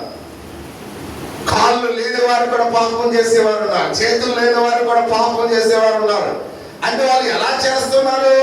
వారి హృదయ ఆలోచనలు, వారి తలంపులు చెడ్డవి కనుక వాడు పాపం చేస్తున్నాడు. పాప స్వభావాన్ని బట్టి పాపం చేస్తున్నాడు. అంటే పాపం చేయడానికి కాలు కారణం కాదు, చేయి కారణం కాదు, కానీ వాడి యొక్క హృదయ ఆలోచనే ప్రధానమైన కారణం అని ప్రతి ఒక్కరిని కూడా ఆలోచించాలి ప్రియమైన వాళ్ళ. అందుకనే దేవునికి పరిశుద్ధ దేవునికి లేఖన భాగంలో తన శిష్యులు తమ హృదయాల్ని శుభ్రం చేసుకోవాలని మాట్లాడుతూ ఉన్నాడు. ఈ ఉదయకాల సమయంలో నీ హృదయాన్ని శుభ్రం చేసుకో. నా హృదయాన్ని శుభ్రం చేసుకోవాలి, మన హృదయాన్ని శుభ్రం చేసుకోవాలి. మన చేతులు కడుక్కుంటే పవిత్రులు అయిపోం, కాళ్ళు కడుక్కుంటే పరిశుద్ధులం అయిపోం. కానీ మన హృదయ ఆలోచన సరిగ్గా ఉండాలి ప్రియమైన వాళ్ళ. మనం శుభ్రంగా స్నానం చేసి నేను పరిశుద్ధుని అంటే కుదరదు. నేను కాలు కడుక్కున్నాను నా మలినం అంతా పోయిందంటే కుదరదు. నా చేతులు కడుక్కున్నాను నా మలినం అంతా పోయిందని కుదరదు. మలినం పోవాలంటే నీ హృదయం శుభ్రంగా ఉండాలి ప్రియమైన వాళ్ళ. నీ హృదయ ఆలోచన సరిగ్గా ఉండాలి, నీ తలంపు సరిగ్గా ఉండాలి, నీ ఉద్దేశం సరిగ్గా ఉండాలి. కాబట్టి అందుకనే దేవుని యొక్క వాక్య భాగంలో మాట్లాడుతూ ఉన్నాడు. కాబట్టి రహస్య పాపములను మనం విడనాడవలసిన వారు మనం చూస్తూ ఉన్నాం. చాలా మంది రహస్య పాపాలు కలిగి ఉంటారు. ఎవరికి తెలియకుండా అనేకమైన పాప సంబంధమైన పనులు చేస్తూ ఉంటారు ప్రియమైన వారు. అంటే నా భార్యకు తెలియదు కదా, నా భర్తకు తెలియదు కదా, నా తల్లిదండ్రులకు తెలియదు కదా, నా అన్నదమ్ములు తెలియదు కదా అని చాలా మంది రహస్య పాపములు చేస్తూ ఉంటారు. కానీ దేవుడు చూస్తూ ఉన్నాడు ప్రియమైన వారు. కాబట్టి నువ్వు రహస్య పాపములు చేస్తూ దేవుని యొక్క ఉగ్రతకు లోనై ఉన్నావేమో ఈ ఉదయకాల సమయంలో ప్రతి ఒక్కరిని కూడా ఆలోచించాలి ప్రియమైన వారు. అందుకనే నీ యొక్క రహస్య పాపములను దేవుడు చూస్తూ ఉన్నాడు అనే విషయాన్ని ప్రతి ఒక్కరిని కూడా గమనించవలసిన వారమైనట్లుగా మనం చూస్తూ ఉన్నాం. మనం చేసే ప్రతి అపరాధము దేవుడు చూస్తూ ఉన్నాడు. ఒకవేళ మనుషులు మోసగించవచ్చేమో, భార్యను మోసగించవచ్చేమో, భర్తను మోసగించవచ్చేమో, తల్లిదండ్రులు మోసగించవచ్చేమో, కానీ దేవుడిని ఎవరు కూడా మోసము చేయలేమని పరిశుద్ధ గ్రంథం చాలా స్పష్టంగా బహుసూటిగా చెప్తున్నట్టుగా మనం చూస్తూ ఉన్నాం. కాబట్టి అందుకే ఆ సహోదరి అంటూ ఉన్నాడు, నీ రహస్య పాపములు యేసు చాలా గట్టిగా వారికి నేర్పిస్తూ ఉన్నాడు. నీ రహస్య పాపముల యొక్క సంగతి ఏంటని అడుగుతూ ఉన్నాడు. మొట్టమొదటిగా ఎవరైనా పాపం చేసినప్పుడు ఏం చేస్తారో గిల్టీగా ఫీల్ అవుతారు. ఇప్పుడు కొత్తగా సిగరెట్ కాల్చేవాడు సిగరెట్ ని ఎలా పట్టుకుంటాడు ఎవరైనా చూస్తే అందరూ అయితేనేమో ఎలా బయటకుంటారు. కొత్తగా కాల్చేవాడు ఏం చేస్తాడు, ఆ సిగరెట్ ని ఎలా పెట్టుకుని అని ఉంటాడు. ఎవరైనా మాట్లాడితే ఇలా మాట్లాడుతుంటాడు. బహుశా ఎవరైనా తండ్రి చూసాడు అనుకోండి, సిగరెట్ కాల్చుతామంటే అని అన్నాడు అనుకోండి, ఎలా కాల్చేవాడు ఎప్పుడు ఎలా కాలుస్తాడు, ఎలా కాలుస్తాడు. ఆల్రెడీ ఎందుకు కాలుస్తాడు అనగా ఫస్ట్ గిల్టీ ఫీల్ అయ్యాడు. మనం చేసి తప్పు, ఇది ఎవరికి తెలియకూడదు అని ఆ సిగరెట్ ని ఇలా వెనక్కి పెట్టుకున్నాడు. ఎప్పుడైతే వాడు రెండోసారి కూడా అదే పొరపాటు చేస్తున్నాడో ఎవడో చూశాడు కాబట్టి ఇప్పుడు వాడికి ధైర్యం వచ్చేసి ఇప్పుడు ఏం చేస్తాడు, డైరెక్ట్ గా కాలుస్తుంటాడు. ఎప్పుడైతే డైరెక్ట్ గా కాల్చి ఉన్నాడో కాబట్టి ఇప్పుడు రోడ్డు అంటే వెళ్ళేటప్పుడు అలా కాల్చుకుంటూ వెళ్ళిపోతాడు. అంటే మూడోసారి అంటే ఇంకా మాత్రం ఫస్ట్ ఎలా ఉన్నాడు, గిల్టీ ఫీల్ అయ్యాడు, కాల్చుకుంటూ దాకా కాల్చాడు. రెండోసారి ఏం చేశాడు, అక్కడ ఉన్న ప్లేస్ లో ధైర్యంగా కాల్చాడు. ఇప్పుడు మోటార్ సైకిల్ వెళ్తా రెండు చేతులు వేసి ఇలా కాల్చుకుంటూ అంటే ఇప్పుడు వాడికి పాపం అంటే ఏమి లేదు, భయం లేదు. అంటే చాలా మంది కూడా ఇలాగనే ఫస్ట్ ఏదో రహస్యంగా ఎవరికి తెలియకుండా పాపం చేస్తూ ఉంటారు. ఎవరో ఒకరు చూస్తే ఆ రెండోసారి ఏం చేస్తుంటారు, కొంత డైరెక్ట్ గా చేస్తుంటారు. మూడోసారి బలాదూరిగా ఇంకా ఆ పాపానికి అంతు పొందు ఎవరు చూస్తే నాకేంటి అన్నట్లుగా వాళ్ళు పాపాలు చేస్తూ ఉంటారు. అంటే ఆ చివరికి ఆ పాపం ఎలా అయిపోయింది, వాడు గిల్టీ ఫీల్ అవుతలేదు. ఆ పాపం అంటే వాడు భయపడలేదు. ఆ పాపం నన్నేం చేస్తుంది అనుకుంటున్నాడు. అంటే ఇలాంటి భయంకరమైన రహస్య పాపముల గురించి దేవుడు చాలా స్పష్టంగా మాట్లాడుతూ ఉన్నట్లుగా పరిశుద్ధ గ్రంథంలో అయితే మనం చూస్తున్నాం. ప్రియా సహోదరి సహోదరా, ఆయన అంటూ ఉన్నాడు దేవుని యొక్క వాక్య భాగంలో క్రమేపీ పాపం చేసినప్పుడు కూడా అపరాధ భావం కూడా వాడికి ఉంటలేదు. అంటే ఆ మూడవ పాపం చేసేదాన్ని వాడు ఏమనుకున్నాడు, పాపం టేక్ ఇట్ ఈజీ, దేవుడు ఏం చేస్తాడు, ఇదేం తప్పు కాదు, అందరూ చేస్తున్నారు కదా, వాళ్ళందరూ తప్పు చేయట్లేదా, నేను చేస్తే తప్పేంటి అంటే వాడు చేసింది అపరాధం అని వాడు ఏం చేశాడు, మర్చిపోయాడు ప్రియమైన వారు. అంటే చాలా మంది ఇలాగునే చేస్తూ వాళ్ళు చేసేది కూడా పాపము కాదని వాళ్ళు అనుకుంటున్నారు. ప్రియా సహోదరి, అంటే అందరూ చేస్తున్నారు మేము చేస్తున్నాం, అంటే అందరూ పాపం చేస్తున్నారు మేము చేస్తున్నాం. అంటే ఆ పాపానికి వచ్చే శిక్షను మర్చిపోతున్నాడు. ఆ పాపము ఎంత భయంకరమైందో ప్రజలు మర్చిపోతున్నారు ప్రియమైన. అంటే వాడు అపరాధ భావము లేని స్థితిలో వాడు పాపము చేసేవాడుగా ఉన్నాడనే పరిశుద్ధ గ్రంథములో చాలా స్పష్టంగా చెబుతున్నట్టుగా మనం చూస్తున్నాం. దాన్ని కప్పుపుచ్చుకోవడానికి ఒకవేళ కంటిని పెరిగి వేస్తే వాడికి ఏమైనా మేలు వస్తుందా? నేను కంటితో చూసి చేశాను కాబట్టి ఈ కంటిని లాగేసుకున్నానంటే వాడికి ఎవరు మేలు ఉన్నదా? మేలు ఉండదు. నేను చేతితో చేసిన పాపం కాబట్టి చేయి నరికేసుకున్నానంటే వాడికి ఎవరు మేలు ఉండదా? మేలు ఉండదు. నేను కాలుతో చేసిన పాపం కొరకు ఈ కాలు నరికేసుకున్నానంటే వాడికి ఎవరు మేలు ఉండదా? మేలు ఉండదు. కానీ ఏం చేయాలని దేవుని వాక్యం చేస్తుంటే కన్ను లేకుండా కూడా వాడు పాపము చేయగలడు అని మనం చూస్తూ ఉన్నాం. అందుకనే ప్రియా సహోదరి సహోదరా, ప్రతి ఒక్కరము కూడా అంటే దేవుని వాక్య భాగంలో అప్పుడు ఆ యొక్క మనిషిలో పశ్చాత్తాపం ఉంటుందా? ఎప్పుడైతే నేను చేసింది తప్పు కాదని ఎవరైతే అనుకుంటాడో వాళ్ళ పశ్చాత్తాపడడానికి కూడా వాడు ఇష్టపడ్డ ప్రియమైన వారు. అంటే డోంట్ కేర్ అన్నట్లుగా ప్రతి ఒక్కరు కూడా జీవిస్తుంటారు. నేను పశ్చాత్తాపడవలసిన పని నాకు లేదు అని క్రమేపీ వారి యొక్క జీవితంలో మనం చూస్తూ ఉన్నాం. పశ్చాత్తాపం ఉంటుందో అప్పుడే నరకం. ప్రియమైన వాళ్ళ పశ్చాత్తాపం పడడే, ఎప్పుడైతే పశ్చాత్తాపం పడడో అప్పుడు నరకంలోనికి వాడికి శిక్ష ఉంది అనే విషయాన్ని గమనించాలి. అంటే తప్పు చేస్తూ కూడా ఇది తప్పు కాదని సమాజంలో ఎవరైతే తిరుగుతూ ఉన్నారో వారికి తప్పకుండా వారికి ఏముందంట, నరకం ఉంది. ప్రియమైన వాళ్ళ ఆ నరకం ఉందని ప్రతి ఒక్కరు కూడా గమనించవలసిన వారి బిడ్డగా మనం చూస్తూ ఉన్నాం. కనుక ఆ రహస్య పాపముల నుండి కాబట్టి నడిపించడానికి కారణాలు మన యొక్క హృదయముల నుండి అవి వస్తున్నాయి. కనుక ప్రియమైన వాళ్ళ మన హృదయాన్ని మనం ఏం చేయాలి, సరి చేసుకోవాలి. ఈ రహస్య పాపములు కూడా నీ హృదయం నుంచి వస్తున్నాయి కనుక నీ హృదయాన్ని ఈ ఉదయకాల సమయంలో దేవుడు సరి చేసుకోమని చెప్తున్నట్లుగా మనం చూస్తూ ఉన్నాం. దానిని మనం తొలగవలసి ఉన్నాం. ప్రియ సహోదరి సహోదరా, ఎందుకంటే ఆయన మాట్లాడుతున్నాడు మన పాప స్వభావం బట్టి మన పాపం చేయడానికి కారణముగా ఉంది. ప్రియమైన వాళ్ళరా, మనము అంటే మన పాప స్వభావం పాపం చేయడానికి కారణముగా ఉంది అనే విషయాన్ని మనం చూస్తూ ఉన్నాం. కాబట్టి అనుదిన జీవితంలో మనము అయిగా అభివృద్ధిపరచుకుంటున్నట్లుగా మనం చూస్తూ ఉన్నాం. మనకి మనమేమంటున్నాం, అభివృద్ధి కారణం అంటే మనకి మనమే ఉచ్చులో పడిపోతున్నాం. ఇది ఎవరో చేసింది కార్యక్రమమైన వాళ్ళ మనకు మనమే ఆ యొక్క అపరాధములు బట్టి పాపములు బట్టి మనం ఉచ్చులో పడిపోయే వారిగా మనం ఉన్నాము అనే విషయాన్ని మనం గమనించాలంటే ఎవరో నేను పాపములోనికి నడిపించడం లేదు, ఎవరో నేను తప్పిదములోనికి నడిపించడం లేదు. కాబట్టి నీవే ఏమవుతున్నావు, పాపం ఉచ్చులో నువ్వు పడిపోతున్నావని పరిశుద్ధ గ్రంథంలో అయితే మనం చూస్తూ ఉన్నాం. అందుకే అంటూ ఉన్నాడు మన పాప సంబంధమైన క్రియల ద్వారా మనం అభివృద్ధిపరుచున్నట్లుగా మనం చూస్తున్నాం. కనుక ఇలాగ చేయడం ఎంతటి శిక్షకు పాత్రలో ఒకసారి జ్ఞాపకం చేసుకుని ప్రియమైన వాళ్ళ ఇలాగనే నువ్వు కొనసాగుతున్నట్లయితే, ఇలాగనే జీవిస్తున్నట్లయితే అది ఎంత భయంకరంగా ఉంటుందో ఒకసారి వీరి ప్రార్థన చేసుకుందాం. ప్రియ సహోదరి సహోదరా, కాబట్టి అన్నిటికీ కూడా అక్కడ చూడండి ప్రియమైన వాళ్ళ ఆరని అగ్నిలో దాని యొక్క పరిపూర్ణమైన మనం చూస్తున్నాం, దాని యొక్క చివరి అంకముగా ఉన్నట్లుగా మనం చూస్తూ ఉన్నాం. అంటే నువ్వు అలాగనే కొనసాగుతున్నట్లయితే ఆరని అగ్నిలో అగ్ని ఆరదు పురుగు చావులు అనే ఆ యొక్క అంకంతో నీ యొక్క స్థితి సమాప్తం అవుతుంది. ప్రియమైన వాళ్ళ ఒకవేళ ఆరని అగ్నిలోనికి వెళ్ళిపోయిన తర్వాత ఆ బాధలు భరించలేక నేను చనిపోదాం అంటే అక్కడ చావు ఉన్నది నీకు. ప్రియమైన వాళ్ళ ఒకవేళ అగ్నిలో అలా కాలుతూనే ఉండాలి. ఒకవేళ మనకు అనారోగ్యం వచ్చింది అనుకోండి, ఈ అనారోగ్యం భరించలేక నేను చనిపోతానంటే ఇక్కడ మరణం ఉంటుంది. కానీ అగ్నిలో నీకు మరణం అనేది ఇంకా లేదు. ఎన్ని బాధలైనా నువ్వు అలా భరిస్తూనే ఉండాలి. నిత్యము అనుదినము అనుక్షణము అలా కాలిపోతూనే ఉండాలి. అక్కడ నీకు అగ్ని ఆడదు, పురుగు చావదు. అటువంటి భయంకరమైన అంకం అనే దేవుని యొక్క వాక్యం సెలవిస్తుంది. ఒకవేళ ఈ ఉదయకాల సమయంలో ఆ ఆరని అగ్నిలో తప్పించుకోవడానికి దేవుడు ఒక అవకాశాన్ని మనకు ఇచ్చి ఉన్నాడు. ప్రభువా, నా రహస్య పాపములు ఇప్పుడే నేను విడిచిపెడుతూ ఉన్నాను.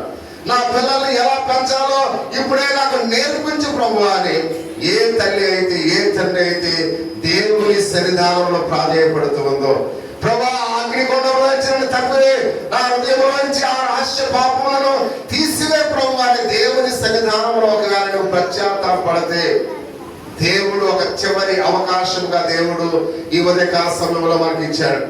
కాబట్టి అందుకనే ప్రతి ఒక్కరూ కూడా అదిగా జ్ఞానవంతుడు సద్వినియోగం చేసుకుంటాడు. ప్రియమైన వాళ్ళ ఒక జ్ఞానవంతుడుగా మన పిల్లలు సరైన రీతిగా పెంచేటట్లుగా ఒకవేళ నువ్వు ఆలోచన చేసే తల్లిదండ్రులుగా ఉన్నట్లయితే ఇప్పుడే ఒక సరైన నిర్ణయాన్ని తీసుకుందాం, ఒక మంచి నిర్ణయాన్ని తీసుకుందాం.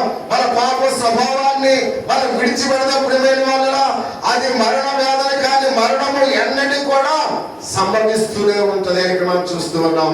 అది మరణము వేదన ఎంతో భయంకరంగా ఉంటుందని ప్రభు సెలవిస్తున్నట్లుగా మనం చూస్తున్నాం. కాబట్టి దాని నుంచి మనం తప్పించుకోవడానికి అవకాశము లేదు. ఇప్పుడైతే అవకాశం ఉంది. ప్రియమైన వాళ్ళ ఒకవేళ నువ్వు సజీవుడిగా ఉన్నావు కనుక, నువ్వు మారి మనసు పొందే సజీవుడిగా ఉన్నావు కనుక దేవుడు ఈ అవకాశం ఇప్పుడు ఇచ్చాడు. ఒకవేళ నీ అంతము నీ మరణము ఆ పాపములోనే ముగిస్తే నీకు అవకాశం అనేది లేదు. ప్రియ సహోదరి సహోదరుడా, ఒకవేళ ఆ మరణము నుండి అగ్నిగోళం నుండి తప్పించుకోవడానికి ఇదే చివరి అవకాశం అని ప్రతి ఒక్కరిని కూడా గమనించవలసిన వారమై ఉన్నాం. పాపమును రక్షించడానికి యేసుక్రీస్తు వారు మనకు ఎంతో అవసరమై ఉన్నాడు. ప్రియా సహోదరి సహోదరుడా, ఆయన్ని పాపమును క్షమించడానికి ఆయన పరలోకాన్ని విడిచి భూలోకానికి వచ్చి ఉన్నాడు. నీ కొరకు ఆయన మరణించి ఉన్నాడు. నిన్ను రక్షించడానికి ఆయన శిలువ మ్రాణి మీద తన విలువైన రక్తాన్ని కార్చి ఉన్నాడు. ఇప్పుడైనా ఆ శిలువ వైపు చూసి ప్రభువా నన్ను క్షమించని ఒకవేళ నువ్వు అడిగినట్లయితే, ప్రభువా నా పాపములను తీసివేయమని ఒకవేళ నువ్వు ప్రాధాన్యపడినట్లయితే, యేసయ్య తన దగ్గరికి వచ్చేవాడిని ఎంత మాత్రమూ కూడా త్రోసివేయని చెబుతున్నాడు. ఆయన ప్రేమ కలిగిన దేవుడు, జాలి కలిగిన దేవుడు, నేను క్షమించగలిగిన దేవుడు కనుక ఇప్పుడే ప్రతి ఒక్కరూ కూడా యేసయ్య నా రహస్య పాపములను నన్ను తప్పించేయ, నా హృదయ ఆలోచన నుంచి అయితే నా పాప స్వభావాన్ని తీసివే ప్రభువా అని దేవుని యొక్క సన్నిధానంలో ప్రాధేయపడదాం. కాబట్టి అన్ని కాలాల్లో ఉన్న ప్రజల కొరకు ఆయన ప్రాణాన్ని అర్పించారు. కాబట్టి సృష్టి మొదలుకొని ఇప్పటి వరకు ఇక జరగబోయే కాలంలో కూడా ఎవరైతే పాప క్షమాపణ పొందుతారో వారిని క్షమించడానికి యేసయ్య ఇష్టపడుతూ ఉన్నాడు. ఈ ఉదయకాల సమయంలో మన పాపను ఒప్పుకొని పరిశుద్ధమైన జీవితాన్ని మనం జీవిస్తూ మన పిల్లలకు పరిశుద్ధమైన జీవితాన్ని ఇద్దాం. ఆ విధంగా దేవుడు తన వాక్యము మన హృదయంలో భద్రం చేసి కాపాడును గాక. ఆమేన్. మన మధ్యలో నా సహోదరుడు శ్యామ వచ్చి ప్రార్థన చేస్తాడు.